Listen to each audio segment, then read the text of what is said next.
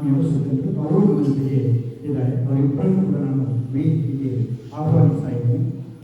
ಕಾರ್ಯಕ್ರಮಕ್ಕೆ ಬಂದಂತಹ ಎಲ್ಲರನ್ನೂ ಸ್ವಾಗತಿಸಬೇಕು ಅಂತ ಹೇಳಿ ಪ್ರಾಯೋಗಿಕವಾದಂತಹ ರವೀಂದ್ರ ಅವರ ಹತ್ರ ಕೇಳಿಕೊಳ್ಳಬೇಕಾಗಿದೆ. ಜನಾರ್ದನಾಯ ನಮಃ. ಈ ಕ್ಷೇತ್ರದ ಸರ್ವ ಸಾನ್ನಿಧ್ಯ ಮನಸಾರಿ ಹೊಂದಿಸಿದ್ದ ಗಮಕ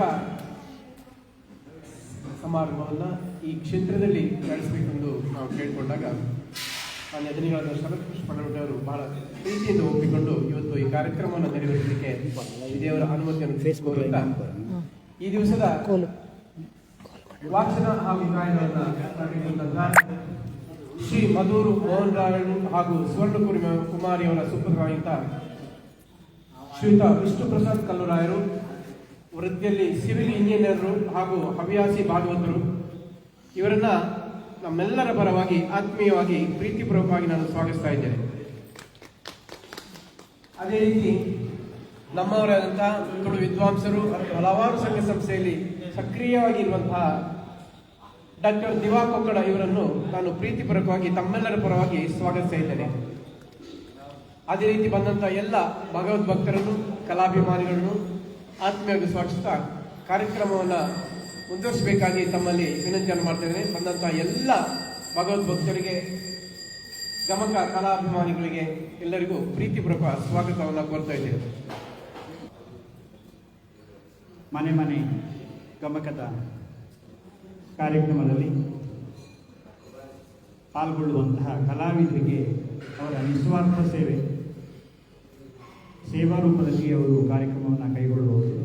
ಮನೆಯವರು ಅವರಿಗೆ ಫಲತಾಂಬೂಲವನ್ನು ನೀಡುವಂತಹ ಸಂಪ್ರದಾಯ ಯಾವಾಗಲೂ ಕಾರ್ಯಕ್ರಮದ ಕೊನೆಗೆ ನಾವು ಕೊಡ್ತೇವೆ. ಆದರೆ ದೇವಸ್ಥಾನದಲ್ಲಿ ಕೊನೆಯ ಕ್ಷಣದಲ್ಲಿ ದೇವರಿಗೆ ಪೂಜೆ ಆಗ್ತಾ ಇರುವಾಗ ಸಮಸ್ಯೆ ಆಗುತ್ತಿರುವ ಕಾರಣದಿಂದ ಆರಂಭದಲ್ಲಿ ಮನೆಯ ಯಜಮಾನರಾದಂತಹ ರವೀಂದ್ರ ಶೆಟ್ಟಿ ಅವರು ಕಲಾವಿದರಿಗೆ ಫಲವನ್ನು ನೀಡಿ ಗೌರವಿಸಬೇಕು ಅಂತ ಹೇಳಿ ಕೇಳಿಕೊಳ್ತಾ ಇದ್ದಾರೆ. ಶ್ರೀಯುತ ಮಧೂರು ವಿಷ್ಣು ಪ್ರಸಾದ್ ಕಲ್ಲೂರಾಯ ಅವರಿಗೆ ಫಲವನ್ನು ನೀಡಿ ಗೌರವಿಸಬೇಕು. ಹಾಗೆ ವ್ಯಾಖ್ಯಾನದಲ್ಲಿ ಸಹಕರಿಸುವಂತಹ ಶ್ರೀಯುತ ಡಾಕ್ಟರ್ ದಿವಾ ಕೊಕ್ಕಡ ಅವರನ್ನು ಗೌರವಿಸಬೇಕು ಅಂತ ಹೇಳಿ ಕೇಳಿಕೊಳ್ತಾ ಇದ್ದೇವೆ. ಈ ದಿವಸದ ಕಾವ್ಯ ಭಾಗ ಕುಮಾರವ್ಯಾಸ ಭಾರತದ ಶಿಶುಪಾಲ ಮೋಕ್ಷ ಸಭಾಪರ್ವದಲ್ಲಿ ಇರುವಂತಹ ಕಾವ್ಯ ಭಾಗ. ಕುಮಾರವ್ಯಾಸ ಬರೆದಂತಹ ಕರ್ನಾಟಕ ಕಥಾಮಂಜರಿ ಭಾಗದ ಶಿಶುಪಾಲ ಮೋಕ್ಷದ ಕಥೆಯನ್ನು ಇವತ್ತು ವಾಚನ ವ್ಯಾಖ್ಯಾನ ಮಾಡಲಿಕ್ಕೆ ಇದ್ದಾರೆ ಕಲಾವಿದ ಶ್ರೀವನಿತೆಯ ರಚನೆ ವಿಮಲರ ಜೀವಪೀಠನ ಪಿತನೆ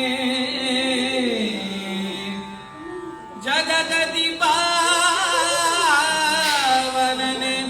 ಸನಕಾದಿ ಸಜ್ಜನನಿ ಕರದಾತಾರ ರಾವಣ ಸುರಮಥನ ಶ್ರವಣ ಸುಧಾ ವಿನೂತನ ಕಥನ ಕಾರಣ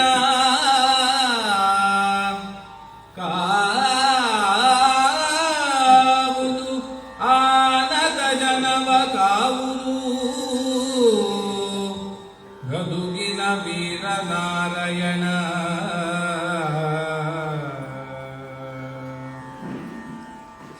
ಚರಣ ಸಂಗೌ ವ್ಯಸನ ಭುಜಗಾಭರಣನು ಅಮರ ಕಿರೀಟ ಮಂಡಿತ ಚಕ್ರಣ ಚಾರು ಚರಿತ್ರ ನಿರುಪಮ ಬಾಣಶಿಖಿನೇತ್ರ ಕರಣ ನಿರ್ಮಲ ಭಜಗರಗ ಸಂಹರಣ ದಂತಿ ಚಮೂರು ಚರ್ಮಾಂಬರನೆ ಸಲಹುಗೆ ಭಕುತ ಜನರನು ಸಲಹುಗೆ ಪಾರ್ವತಿ ರಮಣ ಭಕುತ ಜನರನು ಸಲಹುಗೆ ಪಾರ್ವತಿ ರಮಣ ರಮಣಿಗಳಿಂದ ಸೆವ ಮೌಳಿಯ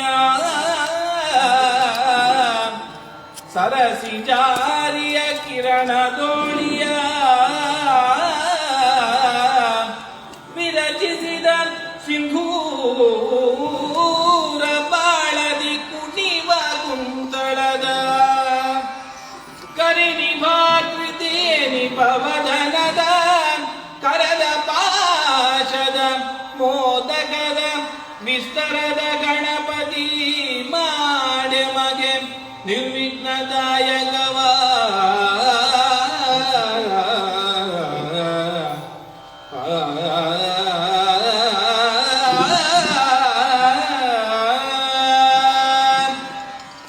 ವಾರಿಜಾಸನೆ ಸಕಲ ಶಾಸ್ತ್ರ ವಿಚಾರದುದ್ಭವೇ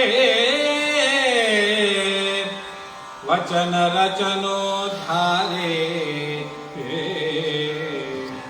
ಶ್ರುತಿ ಪೌರಾಣದಾಗಮ ಸಿದ್ಧಿದಾಯಕಿಯೇ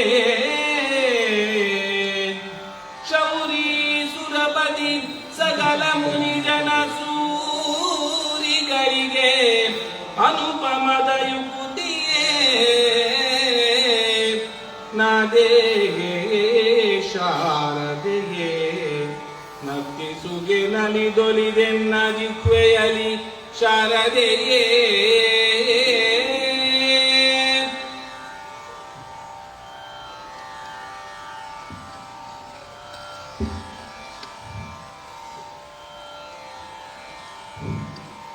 ಓಂ ಶ್ರೀ ಜನಾರ್ದನಾಯ ನಮಃ. ಸೇರಿರುವಂತೆ ಎಲ್ಲ ಆಸ್ತಿಕ ಸಜ್ಜನ ಬಂಧುಗಳೇ,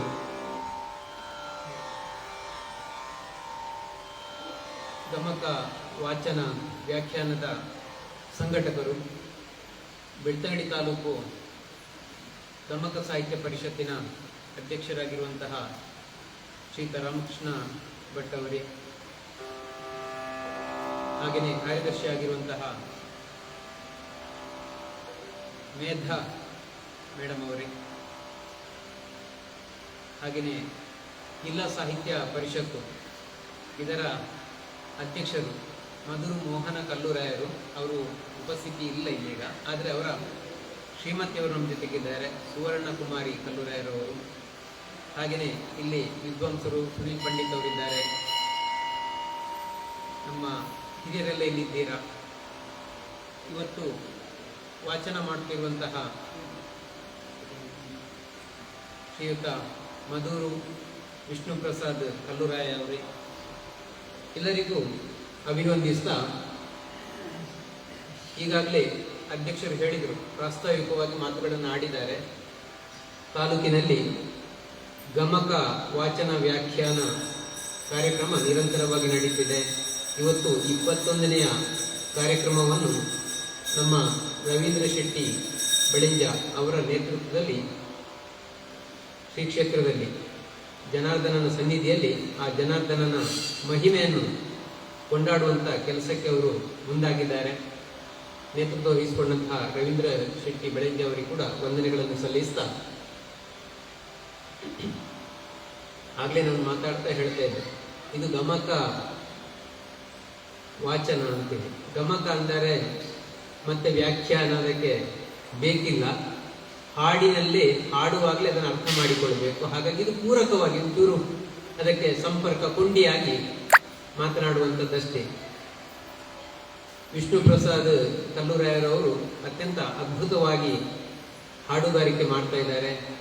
ಈಗಾಗಲೇ ಅವರ ಹಾಡುಗಾರಿಕೆ ಎಲ್ಲ ನೆಲೆಯಲ್ಲಿ ಕೂಡ ವಿಸ್ತಾರವಾಗಿ ಹರಡಿದೆ, ಎಲ್ಲರ ಮನಸ್ಸಿಗೆ ಅದು ಮುದವನ್ನು ನೀಡ್ತಿದೆ ಅನ್ನುವಂತಹ ಮಾತನ್ನು ಹೇಳ್ತಾ,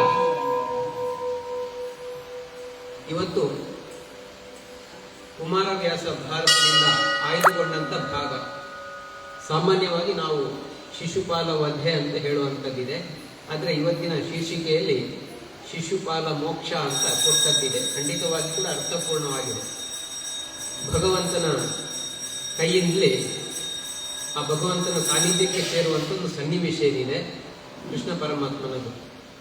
ಹಾಗಾಗಿ ಶಿಶುಪಾಲ ಮೋಕ್ಷ ಅನ್ನುವಂಥದ್ದು ಬಹಳ ಅರ್ಥಪೂರ್ಣವಾಗಿದೆ ಅಂತ ಹೇಳ್ತಾ, ಕುಮಾರವ್ಯಾಸ ಭಾರತ ನಮಗೇನು ಗೊತ್ತಿರದ ಕಾವ್ಯ ಅಲ್ಲ ಅದು. ಕಲಿಯದವರ ಕಾಮಧೇನು ಅಂತ ಹೇಳುವಂಥದ್ದಿದೆ. ಅನಕ್ಷರಸ್ಥರು ಕೂಡ ಅರ್ಥ ಮಾಡಿಕೊಳ್ಳುವುದಕ್ಕೆ ಸಾಧ್ಯ ಆಗುವಂತಹ ಮಹಾಕಾವ್ಯ ಅದು. ಗದುಗಿನ ನಾರಣಪ್ಪ ಕುಮಾರವ್ಯಾಸ ಬರೆದಿರುವಂತಹ ಕಾವ್ಯ, ನಡುಗನ್ನಡ ಭಾಷೆಯಲ್ಲಿರುವಂಥದ್ದು. ಮುಖ್ಯವಾಗಿ ಭಾಮಿನಿ ಷಡ್ಪದ್ಯಲ್ಲಿದೆ. ಛಂದಸ್ಸಿನಲ್ಲಿ ಹೇಳೋದಾದ್ರೆ ಭಾಮಿನಿ ಷಡ್ಪದ್ಯಲ್ಲಿರುವಂತಹ ಕಾವ್ಯ 10 ಪರ್ವಗಳಲ್ಲಿ ಸುಮಾರು 152 ಸಂಧಿಗಳು ಈ ಕುಮಾರವ್ಯಾಸ ಭಾರತದಲ್ಲಿರುವಂಥದ್ದು. ಗದುಗಿನ ಭಾರತ ಅಂತ ಕೂಡ ಕರೀತೇವೆ ನಾವು. ಇಂತಹ ಒಂದು ಕಾವ್ಯದಿಂದ ನಾವು ಇವತ್ತು ಅದರ 2ನೆಯ ಪರ್ವ ಸಭಾ ಪರ್ವದಲ್ಲಿ 8, 9, 10ನೆಯ ಸಂಧಿಗಳಿಂದ ಆಯ್ದ ಪದ್ಯಗಳನ್ನು ಸುಮಾರು ಒಂದು 22 ಪದ್ಯಗಳನ್ನು ಆಯ್ದುಕೊಂಡಿದ್ದೇವೆ. ಅದನ್ನು ಬಹಳ ಸುಶ್ರಾವ್ಯವಾಗಿ ವಿಷ್ಣು ಪ್ರಸಾದ್ ಕಲ್ಲುರಾಯ ಅವರು ನಮ್ಮ ಮುಂದೆ ಇವತ್ತು ಪ್ರಸ್ತುತಪಡಿಸಲಿಕ್ಕಿದ್ದಾರೆ. ಮುಖ್ಯವಾಗಿ 22 ಪದ್ಯಗಳು. ಅದರಲ್ಲಿ ಶಿಶುಪಾಲನ ಸಂಹಾರ ಅಥವಾ ನಾವು ಅದನ್ನು ಮೋಕ್ಷ ಅಂತ ಕರೆಯುವುದಾದರೆ ಆ ಭಾಗವನ್ನು ಮುಖ್ಯವಾಗಿ ಎತ್ತಿಕೊಂಡು ಇವತ್ತು ವಾಚನ ವ್ಯಾಖ್ಯಾನ ನಡೆಯಲಿಕ್ಕಿದೆ. ಕುಮಾರವ್ಯಾಸನ ಬಗ್ಗೆ ಆಧುನಿಕ ಕವಿ 20ನೇ ಶತಮಾನದ ಕವಿ ನಮ್ಮ ರಾಷ್ಟ್ರಕವಿ ಕುವೆಂಪು ಅವರು ಮಾತನ್ನು ಹೇಳ್ತಾರೆ. ಕುಮಾರವ್ಯಾಸ ಹಾಡಿದನೆಂದರೆ ಕಲಿಯುಗ ದ್ವಾಪರವಾಗುವುದು ಅಂತೇಳಿ. ಭಾರತ ಕಣ್ಣ ಮುಂದೆ ನಲಿತದೆ ಅನ್ನುವಂಥ ಮಾತನ್ನು ಹೇಳ್ತಾರೆ. ಭಾರತ ಕಣ್ಣಲ್ಲಿ ಕುಣಿಯುವುದು, ಮೈಯಲ್ಲಿ ಮಿಂಚಿನ ಹೊಳೆ ತುಳುಕಾಡುವುದನ್ನುವಂಥ ಮಾತನ್ನು ಕುವೆಂಪು ಕೂಡ ಹೇಳಿದ್ದಾರೆ. ಮತ್ತೊಂದು ಮಾತಿದೆ, ಕನ್ನಡದಲ್ಲಿ ಮಹಾಭಾರತದ ಕಾವ್ಯ ಬಂದದ್ದು ಪಂಪ. ಮೊದಲಿಗೆ ವಿಕ್ರಮಾರ್ಜುನ ವಿಜಯ ಅಂತ ಬರೆದದ್ದನ್ನು ನಾವು ಸಮಸ್ತ ಭಾರತ ಅಥವಾ ಪಂಪ ಭಾರತ ಅಂತ ಕರೆಯುವಂಥದ್ದಿದೆ. ಅವನು ಲೌಕಿಕ ದೃಷ್ಟಿಕೋನದಲ್ಲಿ ಬರೆದದ್ದಂತಾದ್ರೆ ಕುಮಾರವ್ಯಾಸ ಕವಿ ಬರೆದಿರುವಂಥದ್ದು ಆಧ್ಯಾತ್ಮಿಕ ದೃಷ್ಟಿಯಲ್ಲಿ, ಭಗವತ್ ದೃಷ್ಟಿಯಲ್ಲಿ ಬರೆದಿರುವಂಥದ್ದು. ಮುಖ್ಯವಾಗಿ ಗಮನಿಸಬೇಕು. ಅವನ ಮಾತಲ್ಲಿ ಹೇಳೋದಾದ್ರೆ, ತಿಳಿಯ ಹೇಳುವೆ ಕೃಷ್ಣ ಕಥೆಯನ್ನು ಇಳೆಯ ಜಾಣರು ಮೆಚ್ಚುವಂತಿರೆ, ನೆಲೆಗೆ ಪಂಚಮ ಶ್ರುತಿಯ ನೊರೆವೆನು ಕೃಷ್ಣ ಮೆಚ್ಚಲಿಕೆ ಅಂತೇಳಿ. ಇಲ್ಲಿ ಮಹಾಭಾರತ, ಕೌರವ ಪಾಂಡವರ ಒಂದು ಏನು ಜಗಳ ಏನಿದೆ, ಯುದ್ಧ ಏನಿದೆ ಅಥವಾ ವೈಮನಸ್ಸು ಏನಿದೆ, ಅವರ ಬದುಕನ್ನು ಹೇಳುವುದಕ್ಕಿಂತ ಮುಖ್ಯವಾಗಿ ಕುಮಾರವ್ಯಾಸನಿಗೆ ಹೇಳಬೇಕಾದದ್ದು ಭಗವಂತನ ಲೀಲೆಯನ್ನು ಹೇಳಬೇಕಿತ್ತು. ಅದಕ್ಕೋಸ್ಕರ ಆ ಮಾತನ್ನು ಆರಂಭದಲ್ಲಿ ಹೇಳಿಬಿಡ್ತಾರೆ. ತಿಳಿಯ ಹೇಳುವೆ ಕೃಷ್ಣ ಕಥೆಯನ್ನು ಇಳೆಯ ಜಾಣರು ಮೆಚ್ಚುವಂತಿರೆ, ನೆಲೆಗೆ ಪಂಚಮ ಶ್ರುತಿಯ ನೊರೆವೇನು ಕೃಷ್ಣ ಮೆಚ್ಚಲಿಕೆ. ಜೊತೆಗೆ ಒಂದು ಮಾತು ಈಗಲೇ ಹೇಳಿಬಿಡ್ಬೋದು. ಅದರಲ್ಲಿ ಒಂದು ಉಲ್ಲೇಖ ಇದೆ, ಹಲವು ಜನ್ಮದ ಪಾಪರಾಶಿಯ ತೊಳೆವ ಜಲವಿದು ಶ್ರೀಮದ್ ಆಗಮ ಕುಲಕ್ಕೆ ನಾಯಕ ಭಾರತ ಕೃತಿ ಪಂಚಮ ಶ್ರುತಿಯ ಅಂತೇಳಿ. ಇಡೀ ಶಾಸ್ತ್ರ ಅಥವಾ ಆಧ್ಯಾತ್ಮ ಗ್ರಂಥಗಳಿಗೆ ಬಹಳ ಪರಮ ಪೂಜ್ಯವಾದದ್ದು, ಮುಂಚೂಣಿಯಲ್ಲಿರುವಂಥದ್ದು, ಎತ್ತರದಲ್ಲಿ ನಿಲ್ಲುವಂಥ ಕೃತಿ ಮಹಾಭಾರತ ಕೃತಿ ಅನ್ನುವಂಥ ಮಾತನ್ನು ಹೇಳ್ತಾರೆ. ನಮ್ಮ ಎಲ್ಲ ಪಾಪಗಳು ಕೂಡ ಈ ಲೌಕಿಕದಲ್ಲಿ ಬಂದ ಮೇಲೆ ಇಲ್ಲಿ ಯಾವುದೊಂದು ಮಾತು ಹೇಳಲಿಕ್ಕಿದೆ. ಈ ಲೋಕದಲ್ಲಿ ಬೇಡದ್ದು ಬೇಕಾದಷ್ಟಿದೆ ಅಂತ, ಬೇಡದ್ದು ಬೇಕಾದಷ್ಟಿದೆ. ಅದನ್ನೆಲ್ಲ ಹೋಗಲಾಡಿಸಿ ನಾವು ಆಧ್ಯಾತ್ಮ ಮುಖಿಯಾಗಿ, ಅಲೌಕಿಕ ಮುಖಿಯಾಗಿ ಭಗವಂತನ ಕಡೆಗೆ ಮನಸ್ಸು ಹರಿಸುವುದಕ್ಕೆ ಉತ್ತಮ ಅವಕಾಶ ಈ ಮಹಾಭಾರತದ ಕೃತಿ. ಅಂತಹ ಮಹಾಭಾರತದ ಕಾವ್ಯವನ್ನು ನಾನು ಬರೀತಿದ್ದೇನೆ ಅನ್ನುವಂಥ ಮಾತನ್ನು ಕುಮಾರವ್ಯಾಸ ಕವಿ ಹೇಳುವಂಥದ್ದು. ಅಂತಹ ಒಂದು ಕಾವ್ಯ ಭಾಗದಲ್ಲಿ ಶಿಶುಪಾಲನ ಮೋಕ್ಷದ ಕಥೆಯನ್ನು ಇವತ್ತು ನಾವು ಪ್ರಸ್ತುತಪಡಿಸ್ತಾ ಇದ್ದೇವೆ. ವಿಶೇಷವಾಗಿ ಕುಮಾರವ್ಯಾಸ ಕವಿ ಈ ಕಥೆಯಲ್ಲಿ ವೈಶಂಪಾಯನ ಮುನಿಗಳು ಜನಮೇಜಯ ರಾಜನಿಗೆ ಕಥೆಯನ್ನು ಹೇಳುವಂತ ಭಾಗ ಇರುವಂಥದ್ದು. ಅಂದ್ರೆ ಇಡೀ ಕಥೆಯಲ್ಲಿ ಹಾಗೆ ಇದೆ. ಜನಮೇಜಯ ಯಾರು ಅಂತ ಹೇಳುವಂತ ಮಾತು ಬಹುಶಃ ತಮಗೆಲ್ಲ ಗೊತ್ತಿರಬಹುದು. ಅರ್ಜುನನ ಮಗ ಅಭಿಮನ್ಯು, ಅಭಿಮನ್ಯುನ ಮಗ ಪರೀಕ್ಷಿತ ರಾಜ, ಪರೀಕ್ಷಿತ ರಾಜನ ಮಗ ಜನಮೇಜಯ. ಆ ಜನಮೇಜಯ ರಾಜನಿಗೆ ವೈಶಂಪಾಯನ ಮುನಿಗಳು ಈ ಹಿಂದಿನ ಅವರ ಹಿರಿಯರ ಕಥೆಯನ್ನು ಹೇಳುವಂತ ಸಂದರ್ಭ, ಆ ರೀತಿಯ ಕಥೆ ಹೋಗ್ತಾ ಇರ್ತದೆ. ಹೀಗೆ ಇವತ್ತು ಕಥೆಯನ್ನು ನಾವು ಆರಂಭ ಮಾಡ್ತಿದ್ದೇವೆ. ಗಾಯಕರಿಗೆ ಕಥೆಯನ್ನು ಆರಂಭಿಸುವುದಕ್ಕೆ ನಾನು ವಿನಂತಿಸ್ತಾ ಇದ್ದೇನೆ. ಕೇಳು ಜನಮೇಜಯ ಧರಿತ್ರಿ ಬಾಲ, ಮುನಿ ಮಧ್ಯದಲ್ಲಿ ನಿಮ್ಮ ಕೃಪಾಲ ಭೀಷ್ಮಂಗೆಂದಂ, ಅತಿ ಗಂಭೀರನಾದದಲ್ಲಿ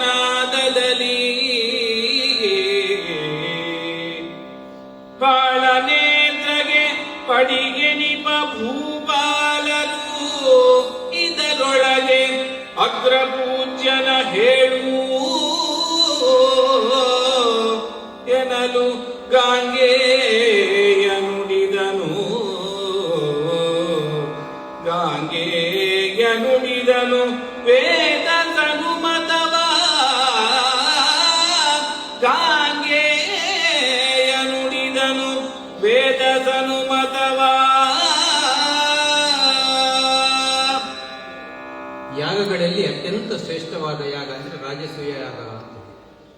ಮಹಾಭಾರತದಲ್ಲಿ ಅಥವಾ ಪಾಂಡವರು ಈ ರಾಜಸೂಯ ಯಾಗವನ್ನು ಮಾಡುವ ಸಂದರ್ಭ ಹಿನ್ನೆಲೆ ಹೇಳುವುದಾದ್ರೆ ನಾರದ ಮಹರ್ಷಿಗಳು ಸೂಚನೆ ಕೊಡುವಂಥದ್ದು. ಪಾಂಡವರಿಗೆ ಧರ್ಮರಾಯನಿಗೆ ಹೇಳ್ತಾರೆ, ಅಂದರೆ ಪಾಂಡು ಅವನಿಗೆ ದೇವಲೋಕದಲ್ಲಿ ಸ್ಥಾನ ಸರಿಯಾಗಿ ಸಿಗಲಿಲ್ಲ, ಸದ್ಗತಿ ಆಗಲಿಲ್ಲ. ಹಾಗಾಗಿ ಅದಕ್ಕೆ ಏನು ಮಾಡಬೇಕು ಅಂತ ಕೇಳುವಾಗ ರಾಜಸೂಯ ಯಾಗವನ್ನು ಮಾಡಿದರೆ ತಂದೆಯಾದಂಥ ಪಾಂಡವಿಗೆ ಸರಿಯಾದಂಥ ಸ್ಥಾನ ಸಿಗುತ್ತೆ ಅಂತ ಹೇಳುವಾಗ ಅದನ್ನು ಹೇಗೆ ಮಾಡುವುದು, ಏನು ಮಾಡುವುದು ಅನ್ನುವಂಥ ಚರ್ಚೆ ನಡೆದು ರಾಜಸೂಯ ಯಾಗಕ್ಕೆ ಮುಂದಾಗ್ತಾರೆ. ಹಾಗೆ ಎಲ್ಲ ಸಿದ್ಧತೆಗಳಾದ ಮೇಲೆ ಸಂದರ್ಭದಲ್ಲಿ ಮುಂದಕ್ಕೆ ಹೇಳುವಂಥದ್ದು, ಕೇಳು ಜನಮೇಜಯ ರಾಜ. ದರಿದ್ರೀಪಾಲ ಅಂದ್ರೆ ರಾಜ ಅಂತ ಅರ್ಥ, ಭೂಮಿಯನ್ನು ಆಳ್ವಿಕೆ ಮಾಡುವವನೇ. ವೈಶಂಪಾಯನ ಮುನಿಗಳು ಕಥೆಯನ್ನು ಹೇಳ್ತಾರೆ ಜನಮೇಜಯ ರಾಜನಿಗೆ. ಮುನಿ ಮಧ್ಯದಲ್ಲಿ ನಿಮ್ಮ ನೃಪಾಲ ಭೀಷ್ಮಂಗೆ ಎಂದನು ಅತಿ ಗಂಭೀರ ನಾದದಲ್ಲಿ. ಧರ್ಮರಾಯ ಭೀಷ್ಮನಿಗೆ ಕೇಳುವಂಥದ್ದು, ಈ ಮುನಿ ಸಮೂಹ ಇದೆ, ರಾಜಸೂಯ ಯಾಗಕ್ಕೆ ಸಿದ್ಧತೆ ನಡೀತಿದೆ, ಎಲ್ಲ ಮುನಿ ಮಹೋತ್ತಮರೆಲ್ಲ ಬಂದು ಸೇರಿದ್ದಾರೆ.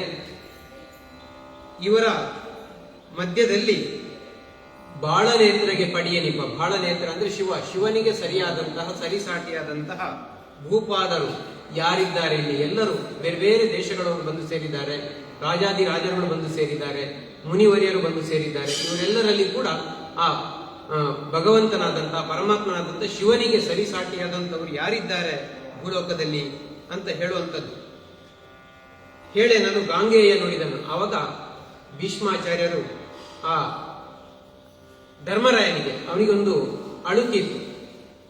ಈ ರಾಜಸೂಯ ಯಾಗ ನಡೆಸುವಾಗ ಅದು ಹೇಗೆ ನಡೀತದೋ ಏನಾಗ್ತದೋ, ಎಲ್ಲ ರಾಜಾದಿರಾಜರು ಬಂದಿರ್ತಾರೆ, ಬಹಳ ಸುಸೂತ್ರವಾಗಿ ನಿರ್ವಿಘ್ನವಾಗಿ ನಡಿಬೇಕಲ್ಲ.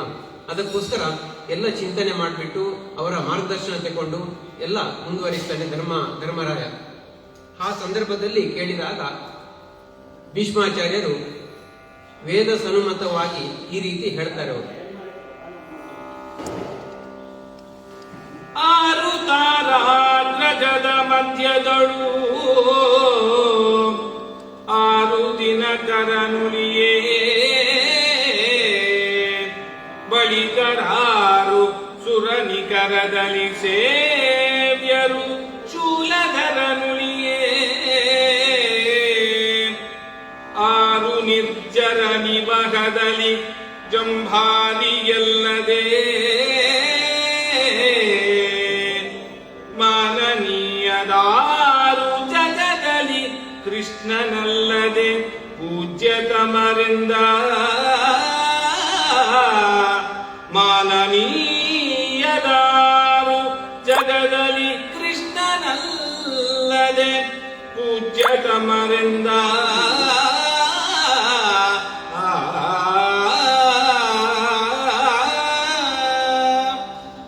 ಧರ್ಮರಾಯ ಕೇಳಿದ ಪ್ರಶ್ನೆಗೆ ಭೀಷ್ಮರು ಹೀಗೆ ಹೇಳ್ತಾರೆ, ಆರು ತಾರಾಗ್ರಹದ ಮಧ್ಯದೊಳು ಆರು ದಿನಕರ ನೋಡಿಯೇ.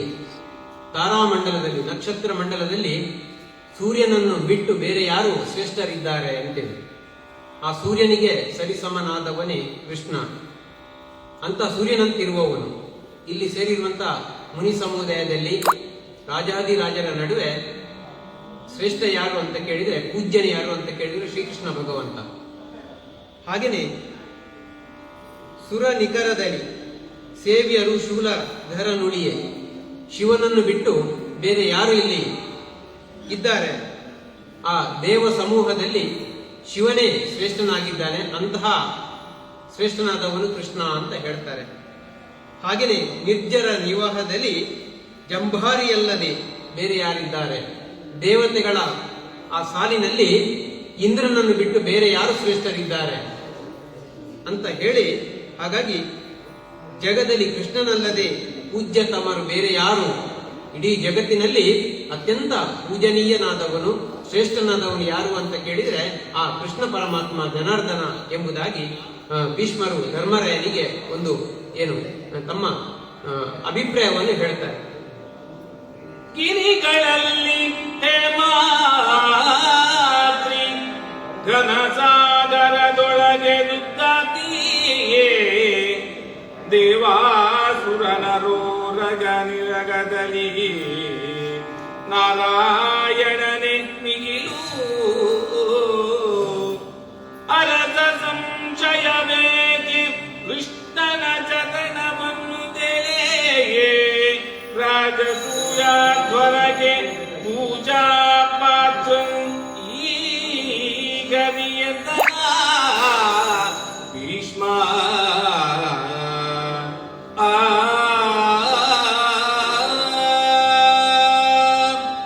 ಹಿರಿಯರಾದಂಥ ಭೀಷ್ಮಾಚಾರ್ಯರು ಮಾತು ಮುಂದುವರಿಸ್ತಾ ಹೇಳ್ತಾರೆ, ಕೃಷ್ಣನನ್ನು ಹೋಲಿಕೆ ಮಾಡುವಂಥದ್ದು ಪರ್ವತಗಳಲ್ಲಿ ಅತ್ಯಂತ ಎತ್ತರವಾದದ್ದು ಶ್ರೇಷ್ಠವಾದ ಪರ್ವತ ಯಾವುದು? ಅದು ಕನಕ ಪರ್ವತ, ಹೇಮ ಪರ್ವತ. ಹೇಮಾದ್ರಿ, ಈ ಕೃಷ್ಣ ಹೇಮಾದ್ರಿ ಇದ್ದ ಹಾಗೆ ಅಂತ ಹೇಳ್ತಾರೆ. ಘನ ಸಾಗರದೊಳಗೆ ದುಗ್ಧಾಬ್ಧಿ, ದುಗ್ಧ ಅಂದ್ರೆ ಹಾಲು, ಕ್ಷೀರಸಾಗರ. ಸಾಗರಗಳಲ್ಲಿ ಅತ್ಯಂತ ಶ್ರೇಷ್ಠವಾದದ್ದು ಕ್ಷೀರಸಾಗರ, ಪರ್ವತಗಳಲ್ಲಿ ಹೇಮ ಪರ್ವತ. ಹಾಗೆಯೇ ದೇವಾಸುರ ನರೋರಗ ನಿಖರದಲ್ಲಿ ನಾರಾಯಣನೇ ಮಿಗಿಲು. ಎಲ್ಲ ದೇವರು, ದೇವತೆಗಳು, ರಾಕ್ಷಸರು, ನರ, ಉರಗ ಎಲ್ಲ ಲೋಕಗಳಿಗೆ ಅತ್ಯಂತ ಶ್ರೇಷ್ಠನಾದವನು ಆ ಜನಾರ್ದನ ಎಂಬುದಾಗಿ ಹೇಳ್ತಾರೆ. ಅಂದ್ರೆ ಕ್ಷೀರಸಾಗರದಂತೆ, ಹೇಮ ಪರ್ವತದಂತೆ ಶ್ರೇಷ್ಠನಾದವನು ಈ ನಮ್ಮ ಜನಾರ್ದನ ಅಥವಾ ಕೃಷ್ಣ ಅಂತ ಹೇಳ್ತಾರೆ. ಹಾಗಾಗಿ ಧರ್ಮರಾಯ, ನಿನಗೆ ಯಾಕೆ ಸಂಶಯ? ಯಾಕೆ ಅರಸ ಸಂಶಯವೇಕೆ? ಕೃಷ್ಣನ ಚರಣವನ್ನು ತೊಳೆ ರಾಜಸೂಯಾದ್ವರಕ್ಕೆ ಪೂಜಾ ಪಾತ್ರನು ಈ ಹರಿ ಎಂದ ನಾ ಭೀಷ್ಮ.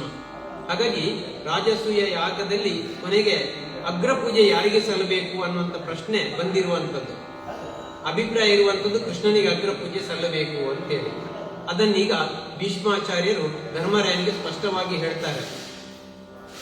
ಆ ಕೃಷ್ಣ ಇದನ್ನೆಲ್ಲ ಅವನಿಗೆ ಅಗ್ರ ಪೂಜೆ ಸಲ್ಲಬೇಕು, ಅವನು ಯೋಗ್ಯನಾಗಿದ್ದಾನೆ, ಸತ್ಪಾತ್ರನಾಗಿದ್ದಾನೆ ಎಂಬುದಾಗಿ ಅವನ ಪಾದಗಳನ್ನು ತೊಳೆದು ಅವನನ್ನು ಸತ್ಕಾರ ಮಾಡಬೇಕು, ಅವನಿಗೆ ಗೌರವ ಕೊಡಬೇಕು ಎಂಬುದಾಗಿ ಧರ್ಮರಾಯನಲ್ಲಿ, ಅಂದ್ರೆ ಅದರ ಆಯೋಜಕ ಧರ್ಮರಾಯ, ರಾಜಸೂಯ ಯಾಗದ ಆಯೋಜಕ ಪಾಂಡವರು ಧರ್ಮರಾಯ ನೇತೃತ್ವ ವಹಿಸಿಕೊಂಡಿದ್ದಾರೆ. ತಂದೆಗೆ ದೇವಲೋಕದಲ್ಲಿ ಸದ್ಗತಿ ಸಿಗಬೇಕು ಅನ್ನುವಂತ ಒಂದು ಉದ್ದೇಶವನ್ನು ಇಟ್ಟುಕೊಂಡು. ಹಾಗಾಗಿ ಭೀಷ್ಮಾಚಾರ್ಯ ಹೇಳಿದ ಮಾತನ್ನು ಅವನು ಕೇಳಿಸಿಕೊಳ್ತಾನೆ. ಮಣಿಮಯ ಪಡಿಗದಲ್ಲಿ ಗೋವಿಂದನಂಗ್ರಿಯ ತೊಳೆದು ತಂದು ಮಣಿಮಯ ಪಡಿಗದಲ್ಲಿ ಗೋವಿಂದನಂಗ್ರಿಯ ತೊಳೆದು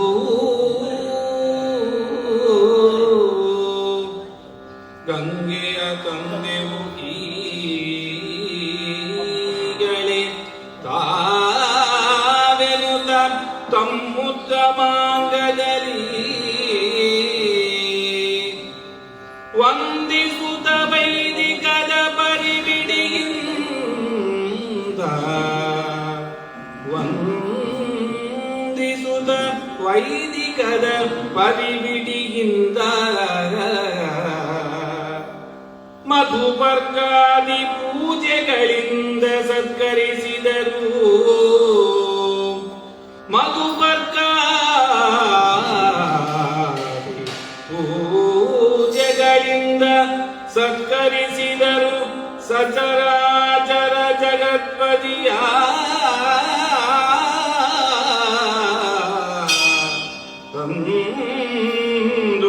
ಮಧುಪರ್ಗಾದಿ ಪೂಜೆಗಳಿಂದ ಸತ್ಕರಿಸಿದರು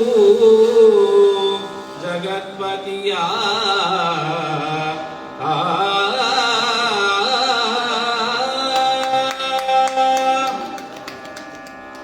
ಭೀಷ್ಮನ ಸೂಚನೆ ಎಲ್ಲರಿಗೂ ಕೂಡ ಅಲ್ಲಿ ಇದ್ದವರಿಗೆ, ಸಜ್ಜನ ಬಂಧುಗಳಿಗೆ ವಿಶೇಷವಾಗಿ ಹೇಳುವುದಾದರೆ, ಅಲ್ಲಿ ವ್ಯಾಸರು ನಾರದರು, ರೋಮಶರು, ಅನೇಕ ಋಷಿವರ್ಯರೆಲ್ಲ ಇದ್ದಾರೆ. ಅವರಿಗೆಲ್ಲ ಬಹಳ ಸಂತೋಷ ಆಗುತ್ತೆ. ಭೀಷ್ಮಾಚಾರ್ಯರು ಉತ್ತಮವಾದಂಥ ಸಲಹೆಯನ್ನು ಕೊಟ್ಟಿದ್ದಾರೆ. ಈ ಕೇಶವನು ಪೂಜಾರ್ಹನೆಂದು ಇವರ ಬೆಸಗೊಳ್ಳೆ ಲೇಸನಾಡಿದೆ ಭೀಷ್ಮ. ನೀನು ಒಳ್ಳೆಯ ಮಾತನ್ನೇ ಹೇಳಿದೆ, ಸರಿಯಾದ ಮಾತನ್ನೇ, ಒಳ್ಳೆಯ ಆಯ್ಕೆ ಇದು. ಕೃಷ್ಣನಿಗೆ ಅಗ್ರಪೂಜೆ ಸಲ್ಲಬೇಕು ಎಂಬುದಾಗಿ. ಹಾಗಾಗಿ ಅಲ್ಲಿ ರತ್ನಖಚಿತವಾದಂತಹ ಸಿಂಹಾಸನವನ್ನು ತಂದಿಟ್ಟು ಅವನಿಗೆ ಗೌರವ ಕೊಡುವುದಕ್ಕೆ ಮುಂದಾಗ್ತಾರೆ. ಸಹದೇವ ಕೃಷ್ಣನನ್ನು ಹೋಗಿ ಕರ್ಕೊಂಡು ಬಂದು ಆ ರತ್ನಖಚಿತವಾದಂತಹ ಸಿಂಹಾಸನದಲ್ಲಿ ಕುಳ್ಳಿರಿಸಿ ಆ ಗೋವಿಂದನ ಪಾದಗಳನ್ನು ತೊಳೆದು, ತಂದೆವು ಈಗಲೇ ತಾವೇನುತ್ತಾ ತಮ್ಮ ಉತ್ತಮ ಆಗಲಿ ಗಂಗೆಯನ್ನೇ ತಂದೆವು ನಾವು. ಗೋವಿಂದನ ಪಾದವನ್ನು, ಕೃಷ್ಣನ ಪಾದವನ್ನು ತೊಳೆದು ಆ ನೀರು ಏನಿದೆ ಅದು ಪವಿತ್ರವಾದಂತಹ ಗಂಗಾ ತೀರ್ಥ ಅಂತೇಳಿ ಭಾವಿಸಿಕೊಂಡು ಚಿಮುಕಿಸಿಕೊಂಡ್ರಂತೆ. ವಂದಿಸುತ್ತಾ ವೈದಿಕ ಪರಿವಿಡಿಯಿಂದ, ಧಾರ್ಮಿಕ ವಿಧಿವಿಧಾನಗಳಿಂದ, ವೈದಿಕ ವಿಧಿವಿಧಾನಗಳಿಂದ, ಸುವಸ್ತುಗಳಿಂದ ಆ ಕೃಷ್ಣನನ್ನು, ಗೋವಿಂದನ ಪಾದ ಪೂಜೆ ಮಾಡ್ತಾರೆ. ಅವನನ್ನು ಅತ್ಯಂತ ಗೌರವದಿಂದ ಸತ್ಕರಿಸುವಂತಹ ಕೆಲಸವನ್ನಲ್ಲಿ ಮಾಡ್ತಾರೆ. ಎಲ್ಲ ಮುನಿಗಳು, ಅಲ್ಲಿ ಸೇರಿದವರೆಲ್ಲ ಸೇರಿಕೊಂಡು ಆ ರೀತಿ ಸತ್ಕಾರ ಮಾಡ್ತಾರೆ. ಚರಾಚರ ಸಚರಾಚರ ಜಗತ್ಪತಿಯ ಗೋವಿಂದ ಶ್ರೀಕೃಷ್ಣನ ಅತ್ಯಂತ ಗೌರವದಿಂದ ಅಲ್ಲಿ ಅವರು ಸತ್ಕಾರ ಮಾಡ್ತಾರೆ. ಈ ರಾಜಸೂಯ ಅಧ್ವರಕ್ಕೆ ಇವನಿಗೆ ಅಗ್ರಪೂಜೆ ಸಲ್ಲಬೇಕು ಅನ್ನುವಂತ ಒಂದು ಸದ್ಭಾವನೆಯಿಂದ ಈ ಮಹಾಧರ ಕರ್ಮವೇ ಸುತ್ರಾಮನವರಿಗೆ ಹವ್ಯ ಸಿದ್ಧಿ, ಮಹಾಮಹೀಸುರ ಮುನಿ ನಿಕರದ ಏಕತ್ರ ಸಮ್ಮಿಳಿತ ಈ ಮಹೀಶರ ಬರವಿದೆಲ್ಲರೊಳ್ ಈ ಮುಕುಂದನ ಪೂಜೆಗಿದುವೆ ಸಭಾ ಮನೋಹರವೆಂದು ಮಾರ್ಕಂಡೇಯ ಮುನಿ ನುಡಿದ.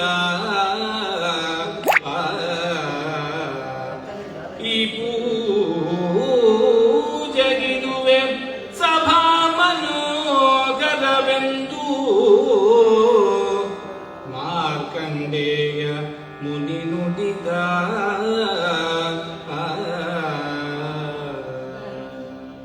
ಗೋವಿಂದನನ್ನು ಪಾದ ತೊಳೆದು ಸತ್ಕಾರ ಮಾಡಿದ ಸಂದರ್ಭದಲ್ಲಿ ಎಲ್ಲ ಋಷಿ ಮುನಿಗಳು, ರಾಜಾದಿರಾಜರುಗಳೆಲ್ಲ ಬಹಳ ಸಂತೋಷದಿಂದ ಉದ್ಗಾರ ಎತ್ತುತ್ತಾರೆ. ಭೋ ಅಂತೇಳಿ ಅವರು ಮನಸ್ಸು ಬಿಚ್ಚಿ ತಮ್ಮ ಸಂತೋಷವನ್ನು ವ್ಯಕ್ತಪಡಿಸ್ತಾ ಇದ್ದಾರೆ. ಆ ಸಂದರ್ಭದಲ್ಲಿ ದೇವಲೋಕದಿಂದ ಹೂವಿನ ಮಳೆಗರೆಯಿತು ಅನ್ನುವಂತಹ ವಿಚಾರವನ್ನು ಇಲ್ಲಿ ಹೇಳ್ತಾರೆ. ಇದೊಂದು ಉತ್ತಮ ಕಾರ್ಯವಾಯಿತು. ಶ್ರೀಕೃಷ್ಣ ಪರಮಾತ್ಮನಿಗೆ ಈ ಅಗ್ರಪೂಜೆ ಸಲ್ಲುವಂತದ್ದಕ್ಕೆ ಸರಿಯಾದ ಸೂಚನೆ ಬಂದಿದೆ, ಸರಿಯಾದ ಕ್ರಮದಲ್ಲಿ ನಾವು ಮುಂದೆ ಹೋಗ್ತಿದ್ದೇವೆ ಅನ್ನುವಂತ ಭಾವನೆಯಿಂದ.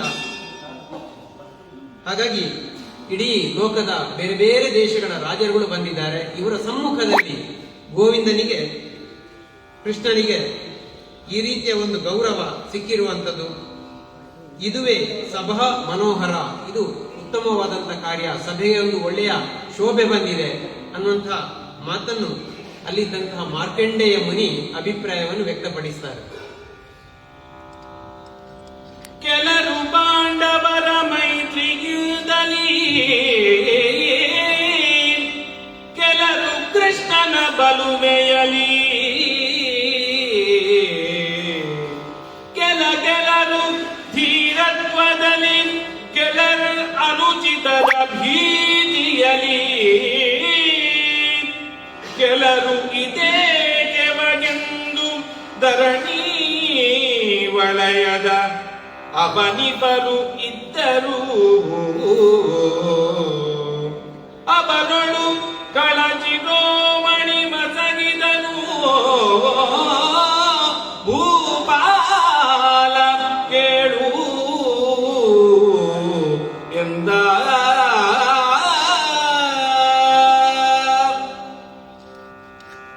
ಮಾರ್ಕಂಡೇಯ ಮುನಿ ಕೃಷ್ಣನಿಗೆ ಅಗ್ರಪೂಜೆ ಸಲ್ಲುವುದಕ್ಕೆ ಸಂಬಂಧಪಟ್ಟ ಹಾಗೆಯೇ ಏನು ಗೌರವ ಸಮರ್ಪಣೆ ಆಯಿತು, ಆ ಸಂದರ್ಭದಲ್ಲಿ ಅಲ್ಲಿ ಸೇರಿದಂತ ರಾಜಾದಿರಾಜರುಗಳು ಬೇರೆ ಬೇರೆಯವರು ಬೇರೆ ಬೇರೆ ರೀತಿಯ ಅಭಿಪ್ರಾಯವನ್ನು ವ್ಯಕ್ತಪಡಿಸಿದರು. ಕೆಲವರು ಪಾಂಡವ ಮೈತ್ರಿಯಲ್ಲಿ, ಪಾಂಡವರ ಮೇಲಿನ ಪ್ರೀತಿಯಿಂದ, ಮಿತ್ರತ್ವದಿಂದ, ಕೆಲವರು ಕೃಷ್ಣನ ಬಲುಮೇಲೆ, ಕೃಷ್ಣನ ಮಹಿಮೆಯಿಂದಾಗಿ ಅದಕ್ಕೆ ಅನುಮೋದನೆಯನ್ನು ಅಥವಾ ಒಂದು ರೀತಿಯ ಬೆಂಬಲವನ್ನು ಸೂಚಿಸ್ತಾರೆ. ಕೆಲವರು ಧೀರತ್ವದಲ್ಲಿ, ಕೆಲವರು ಅನುಚಿತದ ಭೀತಿಯಲ್ಲಿ, ಇಲ್ಲ ಇದಕ್ಕೆ ವಿರೋಧವಾಗಿ ಮಾತನಾಡಿದರೆ ಕೃಷ್ಣನಿಗೆ ಅಗ್ರಪೂಜೆ ಸಲ್ಲಬಾರದು, ಅವನು ಯೋಗ್ಯನಲ್ಲ, ಅವನು ಹಿರಿಯನಲ್ಲ, ಗೌರವಸ್ಥನಲ್ಲ, ಅವನು ಕಪಟಿ, ಅವನ ನಾಟಕ ಬೇರೆ ಬೇರೆ ರೀತಿಯದಿದೆ ಅನ್ನುವಂಥದ್ದು ಭಾವನೆಯೊಳಗಡೆ ಇದ್ರೂ ಕೂಡ ಅಂತಹ ಸಭೆಯಲ್ಲಿ ಅದನ್ನು ವ್ಯಕ್ತಪಡಿಸಿದರೆ ಅನುಚಿತ ಅಲ್ಲ, ಸಭೆಯ ಮರ್ಯಾದೆ ಹೋಗ್ತದೆ ಅನ್ನುವಂತಹ ಭೀತಿಯಲ್ಲಿ ಎಲ್ಲರೂ ಕೂಡ ಒಂದು ರೀತಿಯಲ್ಲಿ, ಮತ್ತೆ ಕೆಲವರು ನಮಗೆ ಯಾಕೆ ಇದರ ಅಭಿಪ್ರಾಯ ಹೇಳಬೇಕು, ಇದು ಏಕೆ ಎಮಗೆಂದು ಧರಣಿ ವಲಯದ ಅವನಿ ಪರಿದ್ರಂತೆಯಲ್ಲಿ ಲೋಕದ ಬೇರೆ ಬೇರೆ ರಾಜ್ಯಗಳಲ್ಲಿ ಇದ್ರು ಬೇರೆ ಬೇರೆ ಅಭಿಪ್ರಾಯದವರು, ನಮ್ಮ ವಿಧಾನಸಭೆಯಲ್ಲಿ ಇದ್ದ ಹಾಗೆ, ಸಂಸತ್ತಿನಲ್ಲಿ ಇದ್ದಾರಲ್ಲ ಹಾಗೆ ಬೇರೆ ಬೇರೆ ಪಕ್ಷದವರು, ಅದು ದೇಶೀಯ ಪಕ್ಷ ಇರ್ಬೋದು, ರಾಷ್ಟ್ರ ಮಟ್ಟದ ಪಕ್ಷ ಇರ್ಬೋದು, ರಾಷ್ಟ್ರೀಯ ಪಕ್ಷ ಇರ್ಬೋದು, ಹೀಗೆ ಅಥವಾ ಸ್ವಪಕ್ಷದೊಳಗಡೆ ಭಿನ್ನಾಭಿಪ್ರಾಯಗಳು ತುಂಬಾ ಇದ್ದಾವೆ, ನಾವು ನೋಡ್ತಾ ಇದ್ದೇವೆ ಈಗ ದಿನನಿತ್ಯ. ಹಾಗೆ ಇಲ್ಲಿ ಕೂಡ ಹಾಗೇನೆ ಆಗಿದೆ. ಆದರೆ ನೇರವಾಗಿ ವಿರೋಧ ಮಾಡೋದಕ್ಕೆ ಧೈರ್ಯ ಸಾಕಾಗದೆ ಇದ್ದ ಸಂದರ್ಭದಲ್ಲಿ ಒಬ್ಬ ಖಳನಾಯಕ ಇದ್ದಾನೆ. ಖಳ ಶಿರೋಮಣಿ ಮಸಗಿದನು ಭೂಪಾಲ ಕೇಳೆಂದ. ವೈಶಂಪಾಯನ ಮುನಿಗಳು ಜನಮೇಜಯ ರಾಜನಿಗೆ ಹೇಳ್ತಾರೆ. ಅಂತಹ ಸಂದರ್ಭದಲ್ಲಿ ಒಬ್ಬ ಅದರಲ್ಲಿ ಖಳ ಇದ್ದ, ಕೆಟ್ಟ ಒಬ್ಬ ಇದ್ದ, ಒಬ್ಬ ರಕ್ಕಸ ಇದ್ದ, ಖಳ ಶಿರೋಮಣಿ. ಅವನು ಒಂದು ರೀತಿಯಲ್ಲಿ ಇದಕ್ಕೆ ವಿರೋಧವನ್ನು ವ್ಯಕ್ತಪಡಿಸುವ ನಿಟ್ಟಿನಲ್ಲಿ ತನ್ನ ಹಾವಭಾವವನ್ನು ತೋರ್ಪಡಿಸ್ತಾ ಇದ್ದ ಅಂತ ಹೇಳಿ ಹೇಳ್ತಾರೆ. ಏನೆಲವೋ ಸಖದೇವ ವಸುಧೆಯ ಮಾನ ನಿಧಿಗಳ ಮುಂದೆ ನಂದನ ಸೂನುವಿಗೆ ಸಿಂಹಾಸನದ ಮೇಲೆ ಅರ್ಘ್ಯ ಸತ್ಕೃತಿಯೇ ನೀನು ಅರಿಯದವ ನಿಮ್ಮ ಯಾಗಕ್ಕೆ ಹಾನಿಯಲ್ಲ, ನಿಮ್ಮ ಹಿರಿಯರಿದೆ ನನಗಳಿದರು ಅಕಟ ಹೂಳರು ಪಾಂಡು ಸುತರೆಂದ.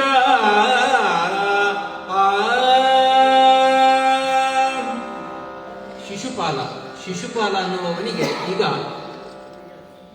ಕೃಷ್ಣನ ಒಂದು ಆಯ್ಕೆ ಏನಿದೆ ಅದು ಸಮ್ಮತ ಆಗಲಿಲ್ಲ. ಅವನು ಬಹಿರಂಗವಾಗಿ ತನ್ನ ದೇಹ ಭಾಷೆಯನ್ನು ತೋರ್ಪಡಿಸ್ತಾ ಇದ್ದಾನೆ. ಕೊತ್ತಿತು ಎದೆ ಹೇರಾಳ ತಮದಲ್ಲಿ ಕೆತ್ತಿದವು ಮೀಸೆಗಳು. ವಿಚಿತ್ರವಾಗಿ ವರ್ತನೆ ಮಾಡ್ತಾ ಇದ್ದಾನೆ. ನೇರವಾಗಿ ಹೇಳಲಿಲ್ಲ ಅವನು, ಆದ್ರೆ ಅವನ ಹಾವ ಭಾವದಿಂದ ಅವನು ಇದಕ್ಕೆ ವಿರೋಧವನ್ನು ವ್ಯಕ್ತಪಡಿಸುತ್ತಾನೆ ಅನ್ನುವಂಥದ್ದು ಗೊತ್ತಾಗ್ತಾ ಇದೆ.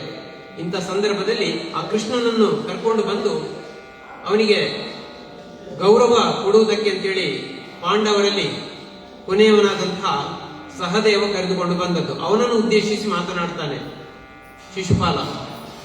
ಏನೆಲ್ಲವೋ ಸಹದೇವ, ವಸುಧೆಯ ಮಾನನಿಧಿಗಳ ಮುಂದೆ ನಂದನ ಸೂನುವಿಗೆ ಸಿಂಹಾಸನದ ಮೇಲೆ ಅರ್ಘ್ಯ ಸತ್ಕೃತಿಯೇ, ಸಿಂಹಾಸನದಲ್ಲಿ ಕೂರಿಸಿ ವಿಶೇಷವಾದಂತಹ ಶ್ರೇಷ್ಠವಾದಂತಹ ಗೌರವವನ್ನು ಕೊಟ್ಟಿದ್ದೀರಲ್ಲ. ವಸುಧೆಯ ಮಾನನಿಧಿಗಳು, ಭೂಲೋಕದ ಬೇರೆ ಬೇರೆ ರಾಜರು ಶ್ರೇಷ್ಠರಾದವರು ಅನೇಕರಿದ್ದಾರೆ. ಅಂತಹದ್ರಲ್ಲಿ ಒಬ್ಬ ಗೋಗಳನ್ನು ಮೇಯಿಸುವಂತವನಿಗೆ, ಸಾಮಾನ್ಯನಿಗೆ ನೀವು ಈ ರೀತಿ ಮಾಡ್ತಾ ಇದ್ದೀರಲ್ಲ, ನೀನು ಅರಿಯದವ, ನಿನಗೆ ಗೊತ್ತಿಲ್ಲ, ನೀನು ಚಿಕ್ಕವ. ಇದು ಕೂಡ ಸಹದೇವ, ನೀನು ಚಿಕ್ಕವ, ನಿನಗೆ ಗೊತ್ತಿಲ್ಲ. ಇದು ನಿಮ್ಮ ಯಾಗಕ್ಕೆ ಹಾನಿಯಲ್ಲ, ಇದು ಯಾಗಕ್ಕೆ ಇದು ತೊಂದರೆ ಕೊಡುವಂಥದ್ದಲ್ವಾ. ನಿಮ್ಮ ಹಿರಿಯರು ಇದೇನ ನೆಗಳಿದರು ಅಕಟ. ನಿನ್ನ ಹಿರಿಯರು ಏನ್ ಮಾಡಿದ್ರು? ಇದು ಅಯ್ಯೋ ಕೂಡಲು ಪಾಂಡುಸುತರೆಂದ. ಪಾಂಡುಸುತರು, ನೀವು ಪಾಂಡವರು ಕೆಟ್ಟವರು, ನೀವು ಯೋಗ್ಯರಲ್ಲ. ಹೋಗಿ ಹೋಗಿ ಆ ಗೋಪಾಲಕನಾದಂತ ಕೃಷ್ಣನನ್ನು ನಂದನನನ್ನು ಇಲ್ಲಿ ಅಗ್ರ ಪೂಜೆಗೆ ಗೌರವವನ್ನು ಮಾಡಿಕೊಟ್ಟಿದ್ದೀರಲ್ಲ ನೀವು ಅಂತೇಳಿ ಜರೀತಾನೆ. ಯದುಗಳು ಇವದಿರು ಮುನ್ನ ರಾಜಾಸ್ಪದದ ಸಿಂಹಾಸನಕ್ಕೆ ಬಾಗಿರರು. ಅದರುಳು ಈತನ ಕೋಡಿಯನು ಜಗವೆಲ್ಲ ಬಲ್ಲುದಲೇ. ಇದು ಮಹಾದ್ವರವು ಇಲ್ಲಿ ನೆರೆದಿದ್ದುದು ಮಹಾಕ್ಷತ್ರಿಯರು. ಗೋವರ ಸದೆಗನು ಇಲ್ಲಿಗೆ ಶ್ರೇಷ್ಠನೇ. ಗೋವರ ಸದೆಗನು ಇಲ್ಲಿಗೆ ಶ್ರೇಷ್ಠನೇ. ಸಹದೇವ ಹೇಳು ಶ್ರೇಷ್ಠನೇ. ಸಹದೇವ ಹೇಳು ಎಂದ. ಭೀಷ್ಮರು ಸೂಚನೆ ಕೊಟ್ಟರು ಅನ್ನುವ ಕಾರಣಕ್ಕೆ ಬೇಗ ಹೋಗಿ ಕೃಷ್ಣನನ್ನು ಕರ್ಕೊಂಡು ಬಂದು ಸಿಂಹಾಸನದಲ್ಲಿ ಕುಳ್ಳಿರಿಸಿದೆಯಲ್ಲ ಸಹದೇವ ನೀನು. ಯದುಗಳು ಇವದಿರು ಮುನ್ನ ರಾಜ್ಯಾಸ್ಪದದ ಸಿಂಹಾಸನಕ್ಕೆ ಬಾಹಿರರು. ಯದುವಂಶದವರು ಇವರು. ಹಾಗಾಗಿ ಯದುಗಳು ಸಿಂಹಾಸನಕ್ಕೆ ಯೋಗ್ಯರಲ್ಲ ಅನ್ನುವಂಥ ಮಾತಿದೆ, ಗೊತ್ತಿದೆ ನಿನಗೆ. ಹಾಗಾಗಿ ಈತನ ಕೋಡಿಯನ್ನು ಜಗವೆಲ್ಲ ಬಲ್ಲುದಲೆ. ಕೃಷ್ಣನ ಕಪಟ, ಕೃಷ್ಣನ ತಂತ್ರ, ಕೃಷ್ಣನ ನಾಟಕ ಏನು ಅಂತ ಇಡೀ ಜಗತ್ತಿಗೆ ಗೊತ್ತಿದೆ. ಅಂಥದ್ರಲ್ಲಿ ಹೋಗಿ ಹೋಗಿ ಅವನಿಗೆ ಗೌರವ ಕೊಡ್ತಿದ್ದೀರಲ್ಲ. ಅದಲ್ಲದೆ ಇದು ಅತ್ಯಂತ ಶ್ರೇಷ್ಠವಾದಂಥ ಯಾಗ, ರಾಜಸೂಯ ಯಾಗ. ಹಾಗಾಗಿ ಮಹಾ ಅಧ್ವರವಿಲ್ಲಿ ನೆರೆದಿದ್ದುದು. ಇಲ್ಲಿ ಮಹಾ ಯಾಗ ಸಂಯೋಜನೆಗೊಂಡಿದೆ. ಮಹಾಕ್ಷತ್ರಿಯರು, ಗೋವರ ಸದೆಗನಿಲ್ಲಿ ಇಲ್ಲಿಗೆ ಶ್ರೇಷ್ಠನೇ. ಇಂತಹ ಕ್ಷತ್ರಿಯರು ಎಲ್ಲರೂ ಇಲ್ಲಿ ಇರುವಾಗ, ರಾಜಾದಿ ರಾಜರುಗಳೆಲ್ಲ ಇಲ್ಲಿ ಇರುವಾಗ ಹೋಗಿ ಹೋಗಿ ಗೋವರ ಸದೆಗನಿಗೆ, ಒಬ್ಬ ಹಳ್ಳಿಯ ಗೋಪಾಲಕನಿಗೆ ಈ ಒಂದು ಶ್ರೇಷ್ಠ ಮರ್ಯಾದೆಯನ್ನು ಕೊಟ್ಟಿದ್ದೀರಲ್ಲ ಸಹದೇವ, ಏನು ಹೇಳ್ತೀಯ ನೀನು ಎಂಬುದಾಗಿ ಪ್ರಶ್ನೆ ಮಾಡುವಂಥದ್ದು ಶಿಶುಪಾಲ ಸಹದೇವನನ್ನು. ಬಾಲಕನು ಸಹದೇವನು ಈತನು ಹೇಳನು. ಇಲ್ಲಿಯ ಹೆಚ್ಚು ಕುಂದು ನೃಪಾಲ ನಿನ್ನದು ಧರ್ಮತತ್ವ ರಹಸ್ಯ ಸಂಗತಿಯ ಕೇಳುವೆಗಳು ಅವು ಬೇರೆ. ಚರಿತದ ಪಾಲಿತಾನದು ಬೇರೆಲ. ಪಶುಪಾಲರು ಈ ಅಧ್ವರಗೆ ಪೂಜ್ಯನೇ. ಶಿವ ಶಿವ ಎಂದ ಪಶುಪಾಲರು ಈ ಅಧ್ವರಗೆ ಪೂಜ್ಯನೇ. ಶಿವ ಶಿವ ಎಂದ.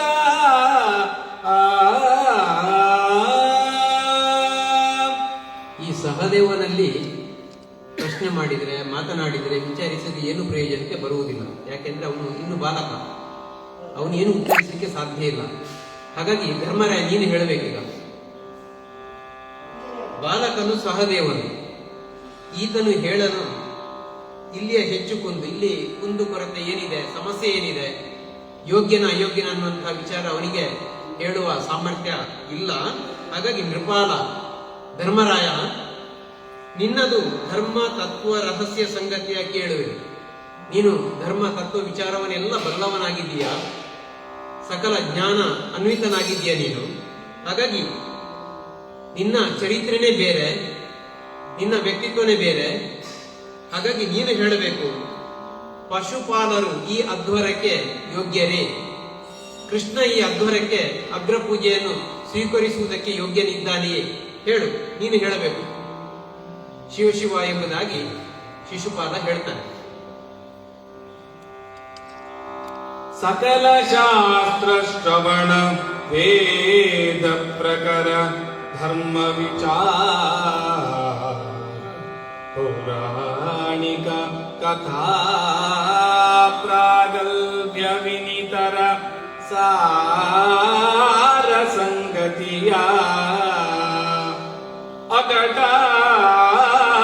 ನೀರಲಿ ನೆರಗಿ ಪಶುಪಾಲಕನ ಪೂಜಾ ಸಾಧನಾರ್ಥ ಪ್ರಕಟನಾದೈ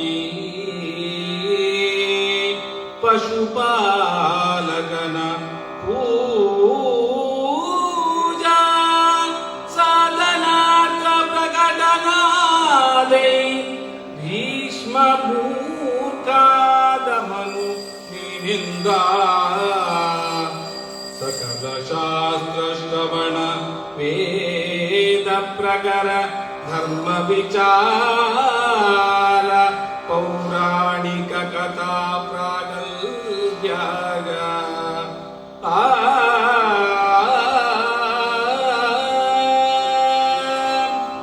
ಶಿಶುಪಾಲನ ದೃಷ್ಟಿ ಈಗ ಭೀಷ್ಮಾಚಾರ್ಯರ ಕಡೆಗೆ ಹೋಗ್ತದೆ. ಸಹದೇವನನ್ನು ಕೇಳಿ ಆಯಿತು, ಧರ್ಮರಾಯನನ್ನು ಕೇಳಿ ಆಯಿತು, ಸೂಚನೆ ಕೊಟ್ಟವ ಭೀಷ್ಮಾಚಾರ್ಯ.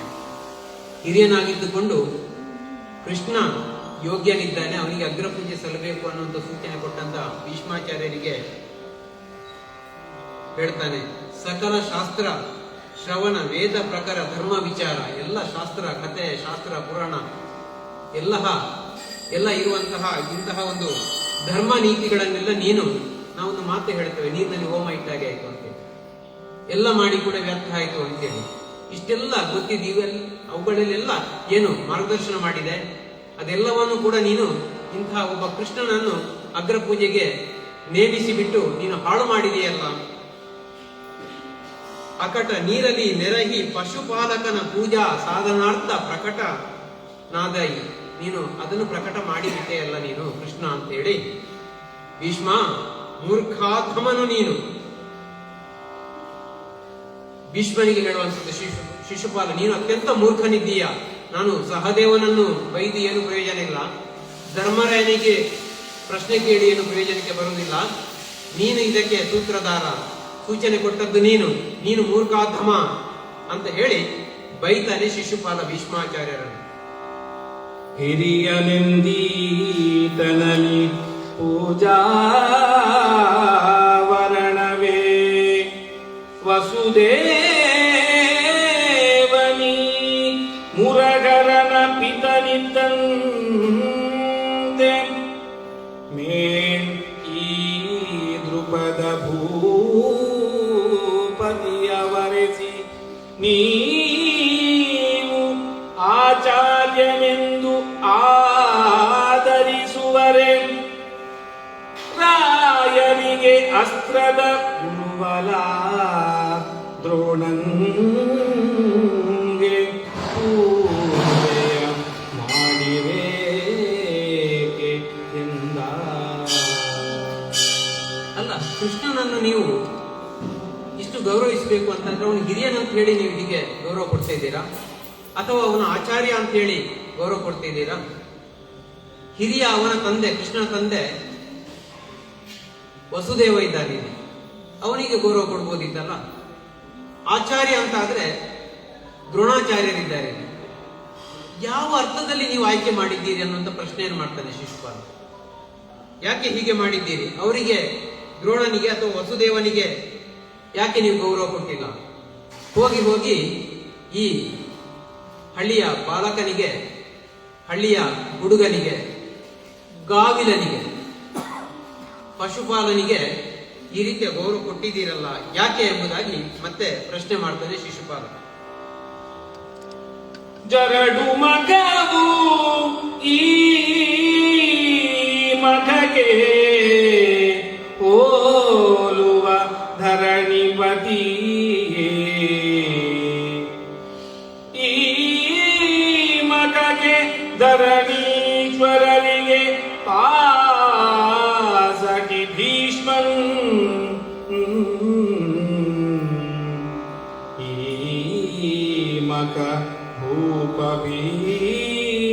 ಭೀಷ್ಮರಿಗೆ ಈ ಮಗ ಭೂಪ ಭೀಷ್ಮರಿಗೆ ಸರಿಸನಾದನು ಕೃಷ್ಣನು ಈ ಮಗ ಧರಣಿಪತಿ ಭೀಷ್ಮಂಗೆ ಕೃಷ್ಣಗೆ ಸರಿಯ ಕಾಣೆನು ನಿಮ್ಮೊಳು ಒಬ್ಬರಿಗೊಬ್ಬರು ಗೆನೆ ನಿಮ್ಮೊಳು ಒಬ್ಬರಿಗೊಬ್ಬರು ಗೆನೆ ಎಂದ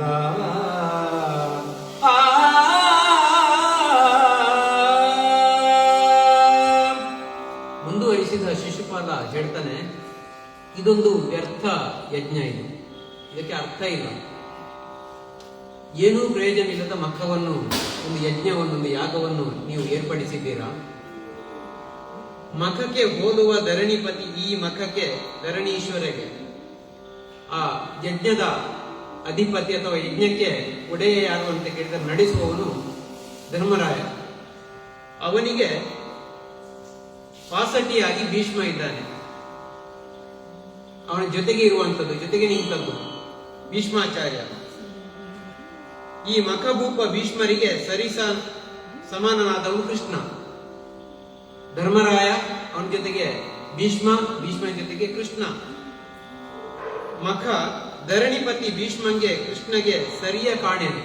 ಅವರಿಗೆ ಸರಿಸಮನಾದವರು ಬೇರೆ ಯಾರು ಇಲ್ಲ. ಈಗ ಈ ಮೂವರಿಗೆ ಸರಿಸಮನಾದವರು ಯಾರು ಅಂದ್ರೆ ಅವರೇ, ಬೇರೆ ಯಾರನ್ನು ನಾನು ಕಾಣಲಿಕ್ಕೆ ಸಾಧ್ಯ ಇಲ್ಲ. ಹಾಗಾಗಿ ಇದು ಸರಿಯಾದಂತ ಯಾಗ ಅಲ್ಲ, ಇದು ವ್ಯರ್ಥ ಯಾಗ ಎಂಬುದಾಗಿ ಶಿಶುಪಾಲ ತನ್ನ ಅಭಿಪ್ರಾಯವನ್ನು ಹೇಳ್ತಾನೆ. ನಿಮ್ಮೊಳು ಒಬ್ಬರಿಗೊಬ್ಬರು ಎಣೆ ಎಂದ. ನಿಮ್ಮಲ್ಲಿ ಒಬ್ಬರಿಗೊಬ್ಬರು ಮಾತ್ರ ಸಮಾನರಾದವರು ಬಿಟ್ರೆ ಬೇರೆ ಹೊರಗಿನಿಂದ ನಿಮಗೆ ಹೋಲಿಕೆ ಮಾಡುವಂಥದ್ದು ಯಾರೂ ಇಲ್ಲ. ಅಂತಹ ಏನು ದರಿದ್ರರು ನೀವು, ದೊಡ್ಡರು, ನಿಮಗೆ ಯೋಚನೆ ಮಾಡುವ ಶಕ್ತಿ ಇಲ್ಲ. ಇಂತಹ ಶ್ರೇಷ್ಠವಾದಂತಹ ರಾಜಸೂಯ ಯಾಗಕ್ಕೆ ಅಗ್ರ ಪೂಜೆಗೆ ಯಾರನ್ನು ನಿಲ್ಲಿಸಬೇಕು ಅನ್ನೋಂತಹ ಸರಿಯಾದಂತ ನಿರ್ಧಾರ ಮಾಡಲಿಕ್ಕೆ ಸಾಧ್ಯ ಆಗದಂತಹ ನೀವು ಇನ್ನೇನು ಯಾಗವನ್ನು ಚೆನ್ನಾಗಿ ನಡೆಸ್ತೀರಿ ಅನ್ನೋಂಥ ಅಭಿಪ್ರಾಯವನ್ನು ಶಿಶುಪಾಲ ಹೇಳ್ತಾನೆ. ಸೀಳಿ ಇವನ ಹೆಡತಲೆಯೊಳಗೆ ತಲೆ ತೆಗೆಯನು ಎಲೆಗುನ್ನಿಗಳೇ ಇದ ಕೇಳುವರೆ ಪತಿ ನಿಂದೆಯನು ಪಾತಕಗೆ ಗುರುವಲ್ಲ ಏಳಿಯನು ಕೃತಕರ್ಮ ಸಾಂಬ ನೃಪಾಲ ಮೊದಲಾದ ಅಖಿಲ ಯಾದವ ಜಾಲವೆದ್ದುದು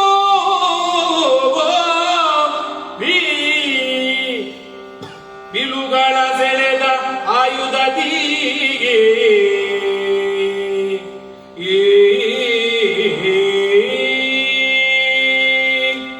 ಶಿಶುಪಾಲ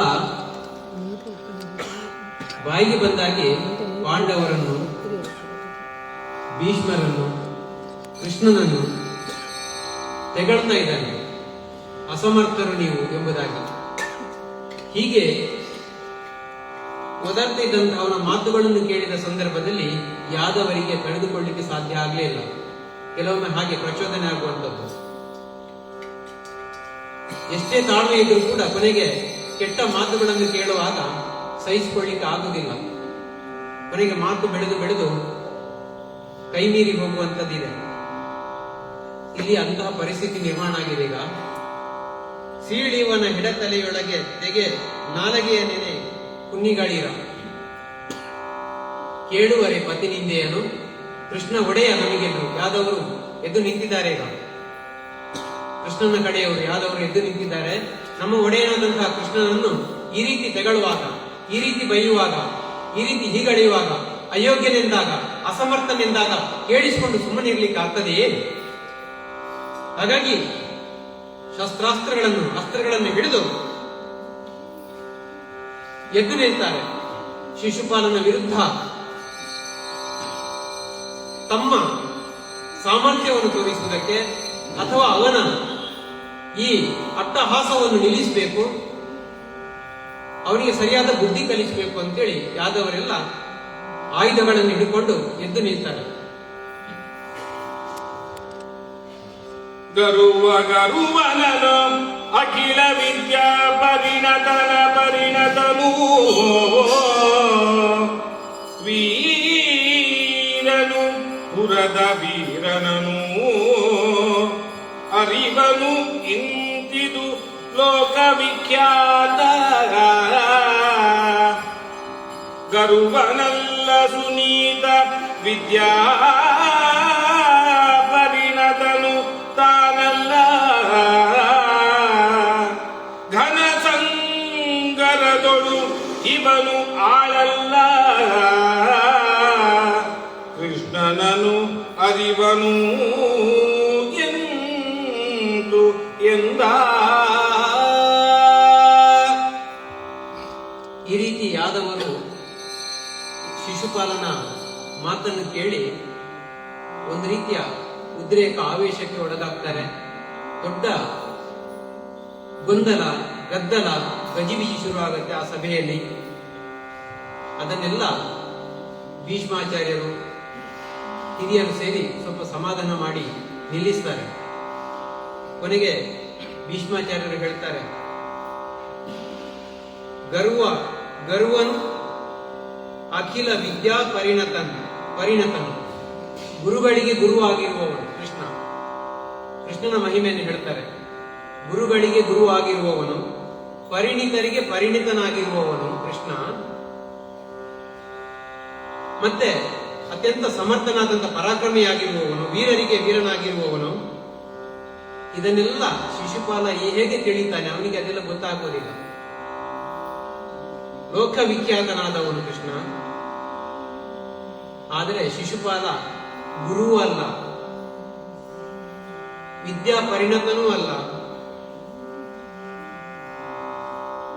ಈ ಘನ ಸಂಗರದೊಳಗೆ ಇವನು ಆಳಲ್ಲ ಅಂತೇಳಿ, ಸಂಗ್ರಾಮದಲ್ಲಿ ಇವನು ಏನೂ ಅಲ್ಲ, ಶಿಶುಪಾಲ ಏನೂ ಅಲ್ಲ ಎಂಬುದಾಗಿ ಭೀಷ್ಮಾಚಾರ್ಯರು ಹೇಳ್ತಾರೆ. ಹಾಗಾಗಿ ಕೃಷ್ಣನನ್ನು ಇವನು ತಿಳ್ಕೊಳ್ಳೋದು ಹೇಗೆ ಸಾಧ್ಯ? ವಿದ್ಯೆ ಇಲ್ಲ, ಬುದ್ಧಿ ಇಲ್ಲ, ಶಕ್ತಿ ಸಾಮರ್ಥ್ಯನೇ ಇಲ್ಲ. ದೈಹಿಕವಾಗಿ ಆಗಲಿ, ಮಾನಸಿಕವಾಗಿ ಆಗಲಿ, ಬೌದ್ಧಿಕವಾಗಿ ಆಗಲಿ ಅಸಮರ್ಥನಿರುವಂತಹ ಶಿಶುಪಾಲನಿಗೆ ಕೃಷ್ಣನ ಮಹಾತ್ಮೆಯನ್ನು, ಕೃಷ್ಣನ ಲೀಲೆಯನ್ನು, ಕೃಷ್ಣನ ಸಾಮರ್ಥ್ಯವನ್ನು ತಿಳಿಯಲಿಕ್ಕೆ ಸಾಧ್ಯ ಇಲ್ಲ ಎಂಬಂತ ಅಭಿಪ್ರಾಯವನ್ನು ಹೇಳ್ತಾರೆ. ಹಾಗಾಗಿ ನಾವು ಅವಸರ ಮಾಡಿ ಯಾಗ ಹಾಳು ಮಾಡುವುದು ಬೇಡ. ಅವನೇನು ಓದಾಡ್ತಾ ಇದ್ದಾನೆ ಸರಿ, ನಮ್ಮ ಕಾರ್ಯ ನೆರವೇರಬೇಕಲ್ಲ. ರಾಜಸೂಯ ಯಾಗವನ್ನು ಅತ್ಯಂತ ಸಂಯಮದಿಂದ, ಸಮಾಧಾನದಿಂದ, ವಿರೋಧಾಭಾಸಗಳು ಬರ್ತವೆ, ಏನು ಮಾಡೋದಕ್ಕೆ ಆಗುವುದಿಲ್ಲ. ಅದನ್ನು ನಾವು ಬಹಳ ಸ್ಥಿತಪ್ರಜ್ಞೆಯಿಂದ ಸಹಿಸಿಕೊಂಡು ಯಾಗ ಪರಿಪೂರ್ಣ. ನಮ್ಮ ಉದ್ದೇಶ ಇರುವಂತದ್ದು ಪಾಂಡುವಿಗೆ ದೇವಲೋಕದಲ್ಲಿ ಸದ್ಗತಿ ಸಿಗಬೇಕು, ಇಂದ್ರನ ಜೊತೆಗೆ ಸ್ಥಾನ ಸಿಗಬೇಕು ಅನ್ನುವಂತ ವಿಚಾರ ಇರುವಂತದ್ದು. ಹಾಗಾಗಿ ಸಂಯಮದಿಂದ, ತಾಳ್ಮೆಯಿಂದ ವರ್ತಿಸುವ ಎನ್ನುವಂತಹ ಮಾತನ್ನು ಹೇಳುತ್ತಾ ಶಿಶುಪಾಲನು ಕೃಷ್ಣನನ್ನು ಅರಿಯುವುದಕ್ಕೆ ಸಾಧ್ಯ ಇಲ್ಲ, ತಿಳ್ಕೊಳ್ಳೋದಕ್ಕೆ ಸಾಧ್ಯ ಇಲ್ಲ ಎಂಬ ಮಾತನ್ನು ಹೇಳ್ತಾರೆ. ಭ್ರಮೆಯ ಭುಜಗನಿ ರಜ್ಜುವೋ ಜಂಗಮವೋ ಕಲ್ಪಿತ ಪುರುಷನು ಆತ್ಮನೋ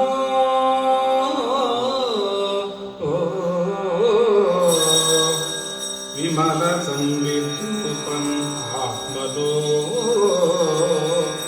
ಜೀವ ಪರಮನಲಿ ಕಮಲನಾಭನ ನಿಜವೋ ವಿಶ್ವಕ್ರಮವೇ ನಿಜವೋ ಚೈದ್ಯ ಭೂಪತಿ ಮತಿ ಕಪಿಗೆ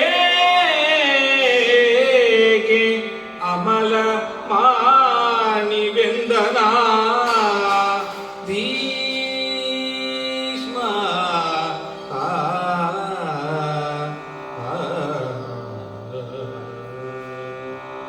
ಮುಂದಕ್ಕೆ ಭೀಷ್ಮಾಚಾರ್ಯರು ಶಿಶುಪಾಲನಿಗೆ ಒಂದಿಷ್ಟು ಕೃಷ್ಣನ ಮಹಿಮೆಯನ್ನು ಹೇಳ್ತಾರೆ. ನೀನು ತಿಳ್ಕೊಳ್ಳೋದಕ್ಕೆ ಸಾಧ್ಯವೇ ಇಲ್ಲ, ಯಾಕಂದ್ರೆ ನೀನು ಅಷ್ಟು ತಿಳುವಳಿಕೆ ಇರುವವನಲ್ಲ. ಕೃಷ್ಣ ಅತ್ಯಂತ ಮಹಿಮಾನ್ವಿತ. ತಿಲದಲ್ಲಿ ತೈಲ ಹೇಗೆ ಅಡಗಿಕೊಂಡಿರ್ತದೋ, ಕಾಷ್ಟದಲ್ಲಿ ಬೆಂಕಿ ಹೇಗೆ ಇರ್ತದೋ, ಅದೇ ರೀತಿಯಲ್ಲಿ ಕೃಷ್ಣ ಇರುವಂಥದ್ದು. ಅದನ್ನು ಸಾಮಾನ್ಯರಿಗೆ ಅರ್ಥ ಮಾಡಿಕೊಳ್ಳೋದಕ್ಕೆ ಸಾಧ್ಯ ಇಲ್ಲ. ನಿನ್ನಲ್ಲಿ ವಿಪರೀತವಾದಂಥ ಮಿಥ್ಯ ಜ್ಞಾನ ಇದೆ, ತಪ್ಪು ತಿಳುವಳಿಕೆ ಇದೆ. ಹಾಗಾಗಿ ಆ ತಪ್ಪು ತಿಳುವಳಿಕೆ ನಿನ್ನಲ್ಲಿ ತುಂಬಿಕೊಂಡಿರುವುದರಿಂದ ನೀನು ಅವನನ್ನು ಅರ್ಥ ಮಾಡಿಕೊಳ್ಳಲು ಸಾಧ್ಯವೇ ಇಲ್ಲ. ಹಾಗಾಗಿ ಒಬ್ಬ ಭಯಗೊಂಡವ, ಒಂದು ಉದಾಹರಣೆಯನ್ನು ಕೊಡ್ತಾರೆ ಭೀಷ್ಮಾಚಾರ್ಯರು ಶಿಶುಪಾಲನಿಗೆ. ಭಯಗೊಂಡವ ಒಬ್ಬ ಕನಸಿನಲ್ಲಿ ತನ್ನ ತಲೆಯ ಅರಿದು ತನ್ನ ತಲೆಯನ್ನು ತಾನೇ ಕತ್ತರಿಸಿಕೊಂಡು ಪಿಡಿದುದನ್ನು ಏತರಿಂದಲೇ ಕಂಡನೆ ಶಿಶುಪಾಲ ಕೇಳೆಲ್ಲ. ಅಂದ್ರೆ ಶಿಶುಪಾಲನಿಗೆ ಹೇಳ್ತಾರೆ, ಒಬ್ಬ ಕನಸಿನಲ್ಲಿ ತನ್ನ ತಲೆಯನ್ನು ತಾನೇ ಕತ್ತರಿಸಿಕೊಂಡು ಮತ್ತೆ ಅವನಿಗೆ ನೋಡ್ಲಿಕ್ಕೆ ಆಗ್ತದಾ? ಯಾರು ಕತ್ತರಿಸಿದ್ದು, ಏನಾಯ್ತು ಅಂತ ಮತ್ತೆ ನೋಡೋದಕ್ಕೆ ಆಗೋದಿಲ್ಲ. ಕನಸಿನಲ್ಲಿ ಮಾಡಿದ ಒಂದು ಕೃತ್ಯ ಅದು. ನೀನು ಅಂತಹ ಸ್ಥಿತಿಯಲ್ಲಿದ್ದೀಯಾ? ಭ್ರಮೆಯ ಭುಜಗನೆ ರಜ್ಜುವೋ,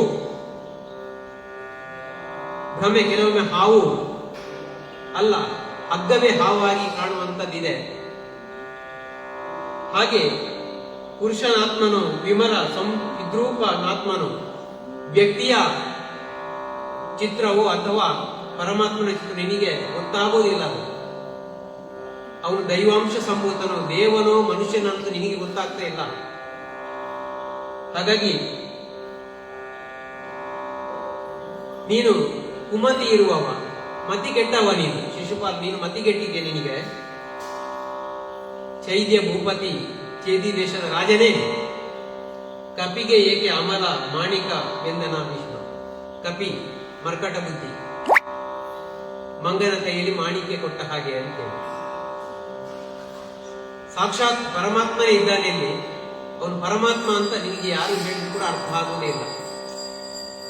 ಅದನ್ನು ತಿಳ್ಕೊಳ್ಳೋ ಶಕ್ತಿ ನಿನ್ನಲ್ಲಿಲ್ಲ. ಹಾಗಾಗಿ ಕಪಿಗೆ ಏಕೆ ಯೋಗ್ಯವಾದಂತಹ ಮಾಣಿಕ್ಯ, ಬೆಲೆ ಬಾಳುವಂತ ಮಾಣಿಕ್ಯ ಕಪಿಗೆ ಯಾಕೆ, ನಿನಗೆ ಕೃಷ್ಣನ ಅಗತ್ಯ ಇಲ್ಲ ಎಂಬುದಾಗಿ ಭೀಷ್ಮಾಚಾರ್ಯರು ಆ ಶಿಶುಪಾಲನಿಗೆ, ಖಳಶಿರೋಮಣಿಯಾದಂತೆ ಶಿಶುಪಾಲನಿಗೆ ಹೇಳ್ತಾರೆ. ನೆಲಳು ತಲದಲ್ಲಿ ನಡುಗಲು ಇನ ಮಂಡಲಕ್ಕೆ ಕಂಬವೇ, ಧೂಮಶಿಖಿ ಕುಪ್ಪಳಿಸಿದರೆ ಕಂದುವದೆನ ಭಾಗ, ಕೆಂದೂಳಿಯೊಡೆ ಮುರಿದು ಸುಳಿದರೆ ಅನಿಲನ ತೊಡೆಬದೆ,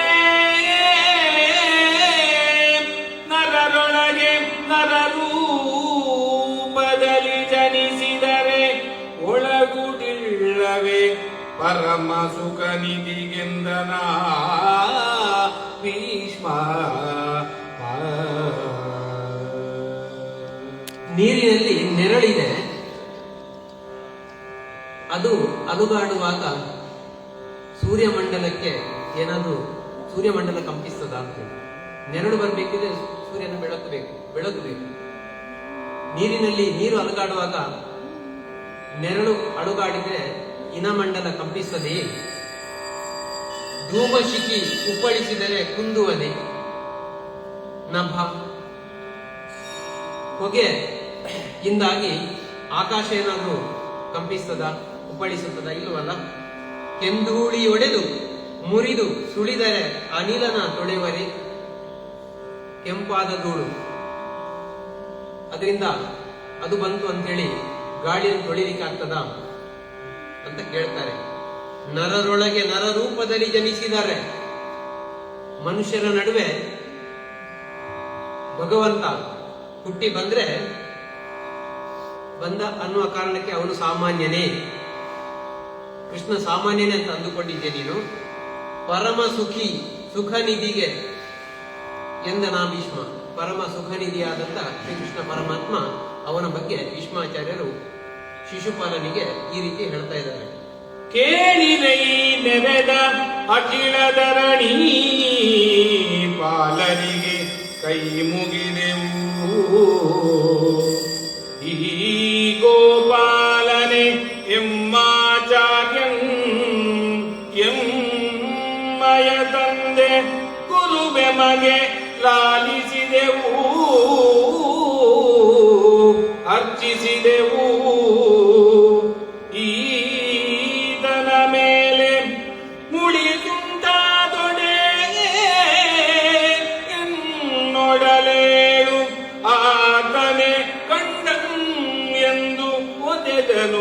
ಮಹೀತಳವಾ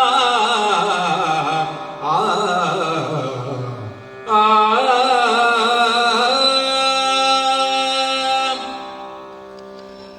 ಭೀಷ್ಮಾಚಾರ್ಯರಿಗೆ ಗೊತ್ತಿದೆ ಶಿಶುಪಾಲ ಏನು ಹೇಳಿದ್ರು ಕೂಡ ಅರ್ಥ ಮಾಡಿಕೊಳ್ಳುವವನಲ್ಲ. ಆದರೂ ಕೂಡ ಶ್ರೀಕೃಷ್ಣನ ಲೀಲೆಯನ್ನು, ಶ್ರೀಕೃಷ್ಣನ ಶಕ್ತಿ ಸಾಮರ್ಥ್ಯವನ್ನು, ಅವನ ಪೂಜಾರ್ಹತೆಯನ್ನು ಒಂದಷ್ಟು ಉಪದೇಶ ಮಾಡಿದ ಹಾಗೆ ಶಿಶುಪಾಲನಿಗೆ ಹೇಳ್ತಾರೆ.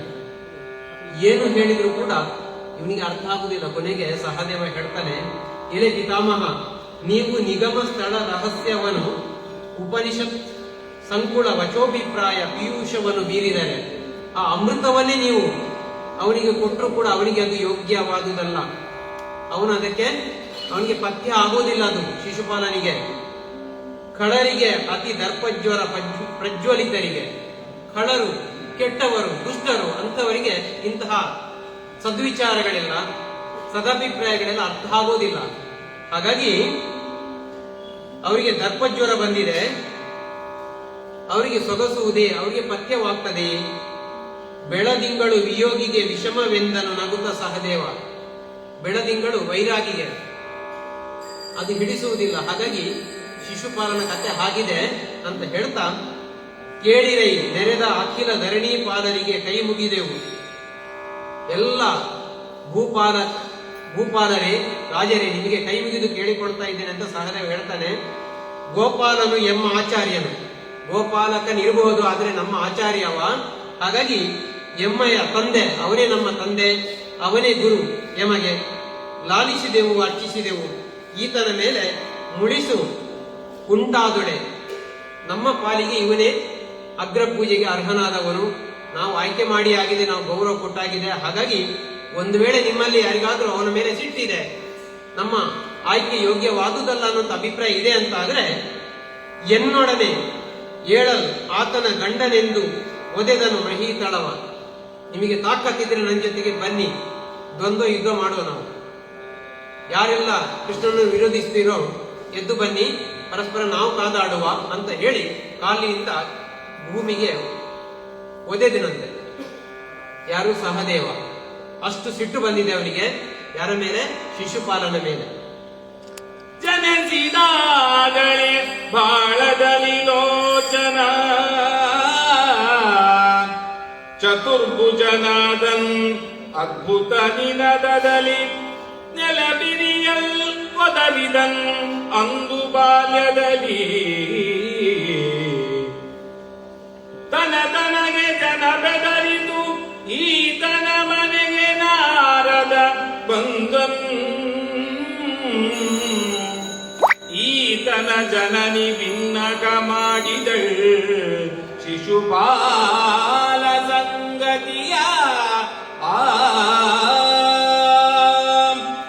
ಸಹದೇವ ಈ ರೀತಿಯಲ್ಲಿ ಘೋಷಣೆ ಮಾಡುವಾಗ ದೇವಾನು ದೇವತೆಗಳು ಹೂಮಳೆ ಸುರಿಸಿದ್ರಂತೆ. ಎಲ್ಲರೂ ಕೂಡ ಸಜ್ಜನ ಬಂಧುಗಳೆಲ್ಲ ಅತ್ಯಂತ ಸಂತೋಷದಿಂದ ಸಹದೇವನಿಗೆ ಬೆಂಬಲವಾಗಿ ಸಂತೋಷವನ್ನು ವ್ಯಕ್ತಪಡಿಸ್ತಾರೆ. ಹೀಗೆ ಮುಂದುವರಿತಾ ಕೊನೆಗೆ ಭೀಮನಿಗೆ ಬಹಳ ಸಿಟ್ಟು ಬಂದಿರ್ತದೆ ಶಿಶುಪಾಲನ ಮೇಲೆ. ಶಿಶುಪಾಲ ಕೃಷ್ಣನ ಬಗ್ಗೆ ತುಂಬಾ ಅವಹೇಳನಕಾರಿಯಾಗಿ ಮಾತನಾಡ್ತಾ ಅವನ ಎಲ್ಲ ಲೀಲೆಗಳ ಬಗ್ಗೆ, ಕಪಟ ಲೀಲೆಗಳು ಅಂತ ಹೇಳಿ ಭಾವಿಸಿ ಎಲ್ಲವನ್ನು ಕೂಡ ವಿಸ್ತಾರವಾಗಿ ಹೇಳ್ತಾ ಹೋಗ್ತಾನೆ. ಶಿಶುಪಾಲ ಬೈತಾ ಹೋಗ್ತಾನೆ. ಕೊನೆಗೆ ಭೀಮ ಶಿಶುಪಾಲನನ್ನು ಮುಗಿಸಿ ಬಿಡ್ತೇನೆ ಅಂತ ಹೇಳಿ ಮುಂದಾಗ್ತಾನೆ. ಆವಾಗ ಭೀಷ್ಮಾಚಾರ್ಯರು ತಡೀತಾರೆ, ಹೇಳ್ತಾರೆ, ಇಲ್ಲ, ನೀನು ಅಷ್ಟು ಸುಲಭದಲ್ಲಿ ಅವನನ್ನು ಕೊಲ್ಲುವ ಹಾಗಿಲ್ಲ. ಶಿಶುಪಾಲನನ್ನು, ಅವನು ಸಾಮಾನ್ಯನಲ್ಲ, ಅದ್ಭುತ ಶಕ್ತಿ ಇದೆ, ಅವನ ಸೃಷ್ಟಿಯಾದದ್ದೆಂದು ವಿಚಿತ್ರ ಅಂತ ಹೇಳ್ತಾರೆ. ಅದನ್ನು ಹೇಳ್ತಾರೆ. ಜನಿಸಿದಾಗಲೇ ಬಾಳದಲ್ಲಿ ಲೋಚನ, ಅವನು ಹುಟ್ಟುವಾಗ ನಮ್ಮ ಹಾಗೆ ಸಾಮಾನ್ಯರ ಹಾಗೆ 2 ಕಣ್ಣಿದ್ದು ಹುಟ್ಟಿದವನಲ್ಲ ಶಿಶುಪಾಲ. ಅವನಿಗೆ 3 ಕಣ್ಣಿತ್ತಂತೆ. ಬಾಳಲೋಚನ, ಹಣೆಯಲ್ಲಿ ಕಣ್ಣಿತ್ತು ಅಂತೇಳಿ. 2 ಕೈಗಳಲ್ಲ, 4 ಕೈಗಳಿದ್ದು ಅಂತೆ. ಚತುರ್ಭುಜ ಆದನು. ಹಾಗೆ ಅವನು ಕತ್ತೆ ಕೆನೆಯುವ ಹಾಗೆ ವಿಚಿತ್ರ ಕೂಗು ಕೂಗ್ತಾ ಇದ್ದಂತೆ ಹುಟ್ಟಿದಾಗ. ಅದ್ಭುತ ನಿನದದಲ್ಲಿ ನೆಲಬಿರಿಯಲ್ ಒದರಿದನಂದು, ಹುಟ್ಟುವಾಗ ಇಡೀ ಭೂಲೋಕವೇ ನೆಲವೇ ಬಿರಿಯುವ ಹಾಗೆ ಕೆನೀತಾ ಇದ್ದಂತೆ. ಬಾಲ್ಯದಲ್ಲಿ ಎಲ್ಲ ಜನ ಇವನ ಹುಟ್ಟು ಆ ಒಂದು ಕೂಗನ್ನು ಕೇಳಿ ಜನ ಎಲ್ಲ ಹೆದರ್ತಾ ಇದ್ರು. ಅಷ್ಟು ಹೊತ್ತಿಗೆ ಹುಟ್ಟುವಾಗ ನಾರದ ಮಹರ್ಷಿಗಳೊಂದಿಗೆ ಬಂದರಂತೆ. ಈತನ ಜನನಿ ಭಿನ್ನಹ ಮಾಡಿದನು ಶಿಶುಪಾಲ ಸಂಗತಿಯ ತಾಯಿ ಶ್ರುತಶ್ರವೆ ಅಂತೇಳಿ. ತಂದೆ ಧಮಘೋಷ, ಶಿಶುಪಾಲನ ತಂದೆ ಚೇದಿ ದೇಶದ ರಾಜ.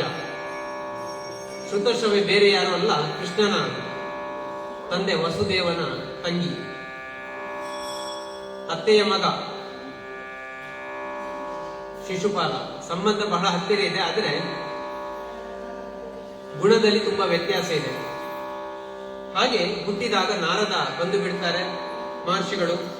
ಅವರು ಬಂದಾಗ ತಾಯಿ ಶ್ರುತಶ್ರವೆ ಶಿಶುಪಾಲನ ಈ ವಿಚಿತ್ರ ಸೃಷ್ಟಿಯ ಬಗ್ಗೆ ಹೇಳ್ತಾರೆ ಭಯಗೊಂಡು. ಆತನಿಂದನೂ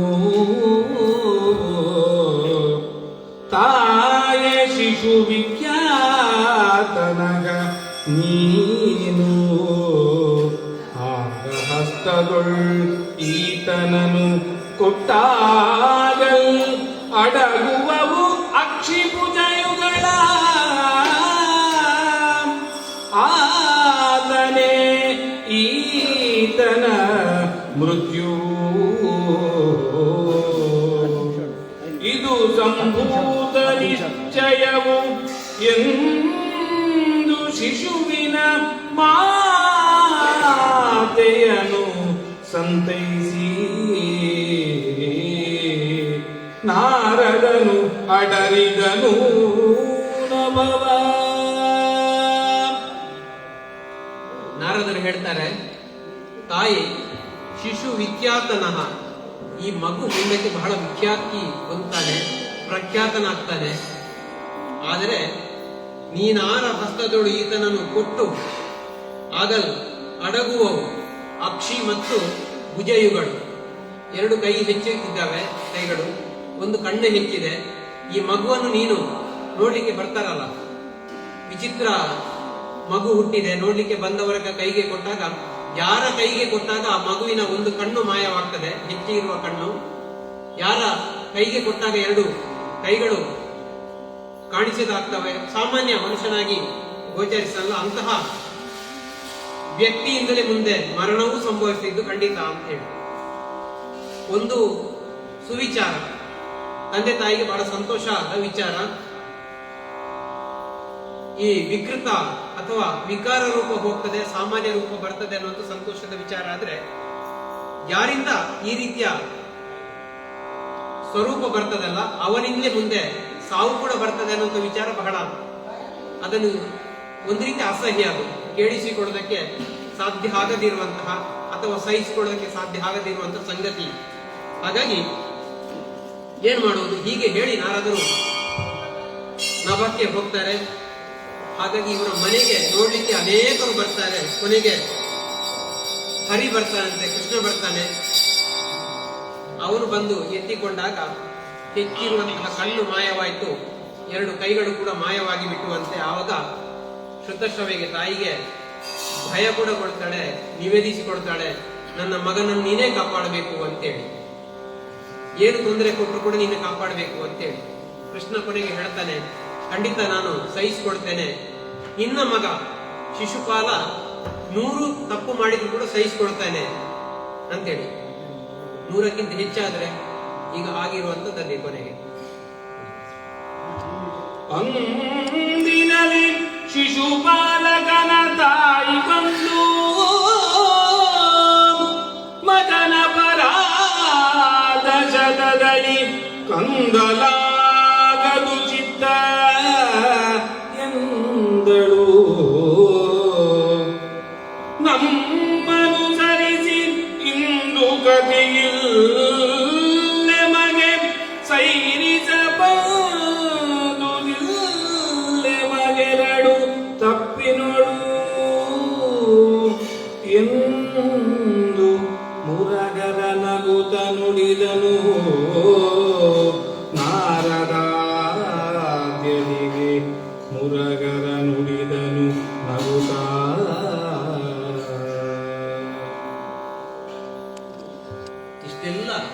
ಆ ಸಭೆಯಲ್ಲಿ ಆಗ್ತಾ ಇದೆ ಗೌಜಿಗದ್ದಲ, ಗೊಂದಲ, ಒಂದು ರೀತಿಯ ಜಗಳ ಆಗ್ತಾ ಇದೆ.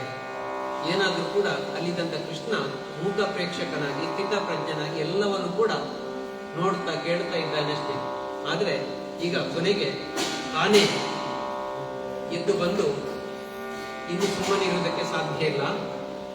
ಶಿಶುಪಾಲ ಇಷ್ಟೆಲ್ಲ 100 ತಪ್ಪುಗಳನ್ನು ಸಹಿಸಿಕೊಂಡಿದ್ದೇನೆ ನಾನು, ಈಗ 101, 102 ತಪ್ಪುಗಳನ್ನು ಮಾಡ್ತಾ ಇದ್ದಾನೆ. 100ಕ್ಕೆ ಮೇಲೂ 2 ತಪ್ಪುಗಳನ್ನು ಈಗ ಮಾಡುವ ಸನ್ನಾಹದಲ್ಲಿದ್ದಾನೆ. ಒಂದನೆಯದ್ದು, ತಾಯಿ ಕೇಳಿದ್ದು 100 ತಪ್ಪುಗಳನ್ನು ಕೇಳಿದಾಗ 100 ತಪ್ಪುಗಳನ್ನು ಸಹಿಸಿಕೊಳ್ತೇನೆ, ಏನು ತೊಂದರೆ ಕೊಡುವುದಿಲ್ಲ ಅಂತ ಹೇಳಿದ್ದೆ. ಆದ್ರೆ 2 ಹೆಚ್ಚು ತಪ್ಪುಗಳನ್ನು ಮಾಡ್ತಾ ಇದ್ದಾನೆ, ಇನ್ನು ಸಹಿಸುವಂತದ್ದು ಸರಿಯಲ್ಲ ಅಂತೇಳಿ ಪೀಠರಿಂದ ಇಳಿದು ಬರ್ತಾನಂತೆ. ತಾನೇ ಬಂದುಬಿಟ್ಟು ಈ ಮಾತನ್ನು ಹೇಳ್ತಾನೆ. ನಾರದಾದ್ಯ ಮುನಿಗಳಿಗೆ, ಅಲ್ಲಿದ್ದಂತ ಮುನಿ ನಾರದರೇ ಹೇಳಿರುವಂತದ್ದು ಆರಂಭದಲ್ಲಿ, ಹೀಗೀಗೆ ಮಾಡಿದ್ರೆ ಹೀಗೀಗೆ ಆಗ್ತದೆ, ಪರಿಹಾರ ಇದೆ ಅಂತೇಳಿ. ಆದ್ರೆ ಈಗ ನಾರದರಿಗೆ ಹೇಳ್ತಾನೆ ಕೃಷ್ಣ, ನೋಡಿ ಸ್ವಾಮಿ ಹೀಗೆ ಆಗಿದೆ, ಇನ್ನು ಸಹಿಸಿಕೊಳ್ಳುವುದಕ್ಕೆ ಸಾಧ್ಯ ಇಲ್ಲ. 1ನೇ ತಪ್ಪು, 101ನೇ ತಪ್ಪು ಏನು ಅಂತ ಹೇಳಿದ್ರೆ, ಧರ್ಮರಾಯನನ್ನು ಸಾಯಿಸ್ತೇನೆ ಅಂತ ಹೇಳಿದ ನಾನೀಗ ಸಾಯಿಸುವುದಕ್ಕೆ ಮುಂದಾಗಿದ್ದಾನೆ. ಇದು 101ನೇ ತಪ್ಪು, ಸಹಿಸಿಕೊಳ್ಳೋದಕ್ಕೆ ಆಗೋದಿಲ್ಲ. ಮತ್ತೊಂದು, ಈ ರಾಜಸೂಯ ಯಾಗವನ್ನು ಕೆಡಿಸಬೇಕು ಅಂತ ಒಂದು ರೀತಿಯ ಪ್ರತಿಜ್ಞೆ ಮಾಡಿದ್ದಾನಲ್ಲ, ಹಾಗಾಗಿ ಇದನ್ನು ಸಹಿಸಿಕೊಳ್ಳಕ್ಕೆ ಸಾಧ್ಯ ಇಲ್ಲ ಅಂತೇಳಿ ಅವನು ಶಿಶುಪಾಲನ ಮೇಲೆ ಎರಗುವುದಕ್ಕೆ ಮುಂದಾಗ್ತಾನೆ. ಆಗಲಿಯೇ ನಿಮಗಿಂದು ಜೀವ ಸ್ನೇಹಿತನು, ನಿಮಗಾವ ಚಿಂತೆ ವಿಮೋಹ ಚೇಷ್ಟೆಗಳು, ಇವನ ಬದೆಗೋ ಬಲ್ಲಗಾರಿದನು ಊಹಿಸಲು ಬೇಡ ಎಂದು ಮುನಿಪತಿ ಕಾಗಿನಲಿ ಬೇಡೆಂದು ಘನಸನ್ನಾಗರ್ ಹೆಚ್ಚಾಡಿದ ಶಿಶುಪಾಲಕ ಮುರಾಂತಕರು.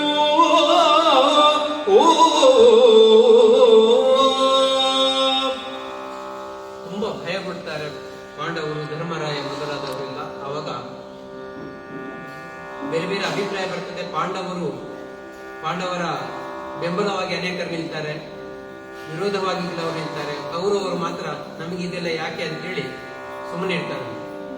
ಕೊನೆಗೆ ಯುದ್ಧ ಸನ್ನದ್ಧವಾಗ್ತದೆ. ಆ ಸಂದರ್ಭದಲ್ಲಿ ಧರ್ಮರಾಯ ಆದಿಗಳಿಗೆ, ಪಾಂಡವರಿಗೆ ಬಹಳ ಭಯ ಆಗ್ತದೆ. ಅವಾಗ ಹೇಳ್ತಾರೆ, ಆ ಹರಿಯೇ ನಿಮಗಿಂದು ಜೀವ ಸ್ನೇಹಿತನು, ಕೃಷ್ಣ ಇರುವಾಗ ಭಯ ಪಡುವ ಅಗತ್ಯನೇ ಇಲ್ಲ, ನಿಶ್ಚಿಂತೆಯಿಂದೇರಿ.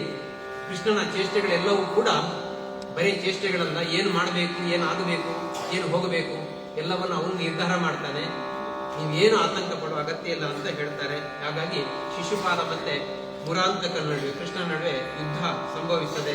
ಅವರಿಬ್ರು ಕೂಡ ವಿಶೇಷ ಅಸ್ತ್ರಗಳನ್ನು ಪ್ರಯೋಗ ಮಾಡಿಕೊಂಡು ಯುದ್ಧ ಮಾಡ್ತಾರೆ. ಪರಸ್ಪರ ಕಾದಾಟ ನಡೀತದೆ.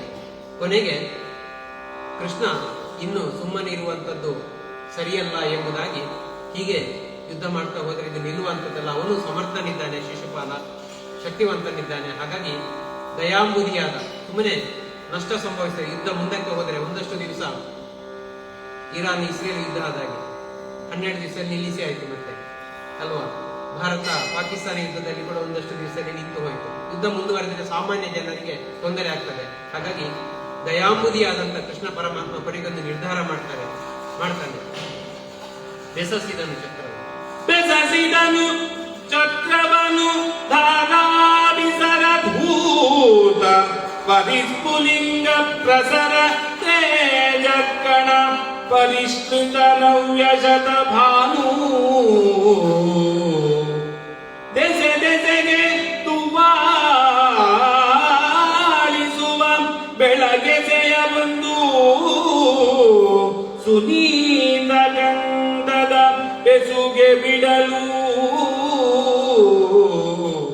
ಎರಗಿದುದು ಆಯ್ದುದು ತಲೆ ನಮಸ್ತಳಗೆ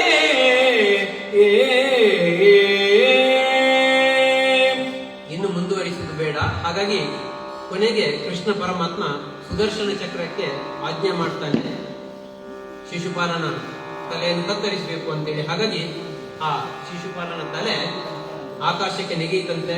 ಆ ಸುದರ್ಶನ ಚಕ್ರವು ಸಂಹಾರಕ್ಕೆ ಮುಂದೆ ಹೋಗುವಾಗ 100 ಭಾನು, ಶತಭಾನು 100 ಸೂರ್ಯರ ಪ್ರಕಾಶವನ್ನು ಹೊರಹೊಮ್ಮಿಸುವ ರೀತಿಯಲ್ಲಿ ಕಾಣಿಸಿಕೊಂಡಿತು ಎಂಬುದಾಗಿ ಹೇಳ್ತಾರೆ. ಈ ರೀತಿಯಲ್ಲಿ ಶಿಶುಪಾಲನ ಸಂಹಾರ ಆಗ್ತದೆ. ಸಂಹಾರ ಅಲ್ಲ, ಶಿಶುಪಾಲನ ಮೋಕ್ಷ ಆಗ್ತದೆ. ಶಿಶುಪಾಲ ಕೃಷ್ಣನ ಪಾದ ಬುಡದಲ್ಲಿ ಅಥವಾ ಆ ಕೃಷ್ಣನ ಸಾನ್ನಿಧ್ಯಕ್ಕೆ ಸಮರ್ಪಿತ ಕೊಡುತ್ತಾನೆ. ಹೀಗೆ ಆದಾಗ ಎಲ್ಲರಿಗೂ ಕೂಡ ಭಯಂಕರ ಭಯ ಉಂಟಾಗ್ತದೆ. ಶಿಶುಪಾಲನ ಮಕ್ಕಳು ಕುಟುಂಬಸ್ಥರು ಬಹಳ ಗೋಳಿಡ್ತಾರೆ. ಕೊನೆಗೆ ಗೋಳಿಡುತ್ತಾ ಬಂದೆರಗಿದರು ಶಿಶುಪಾಲ ತನುಜರು.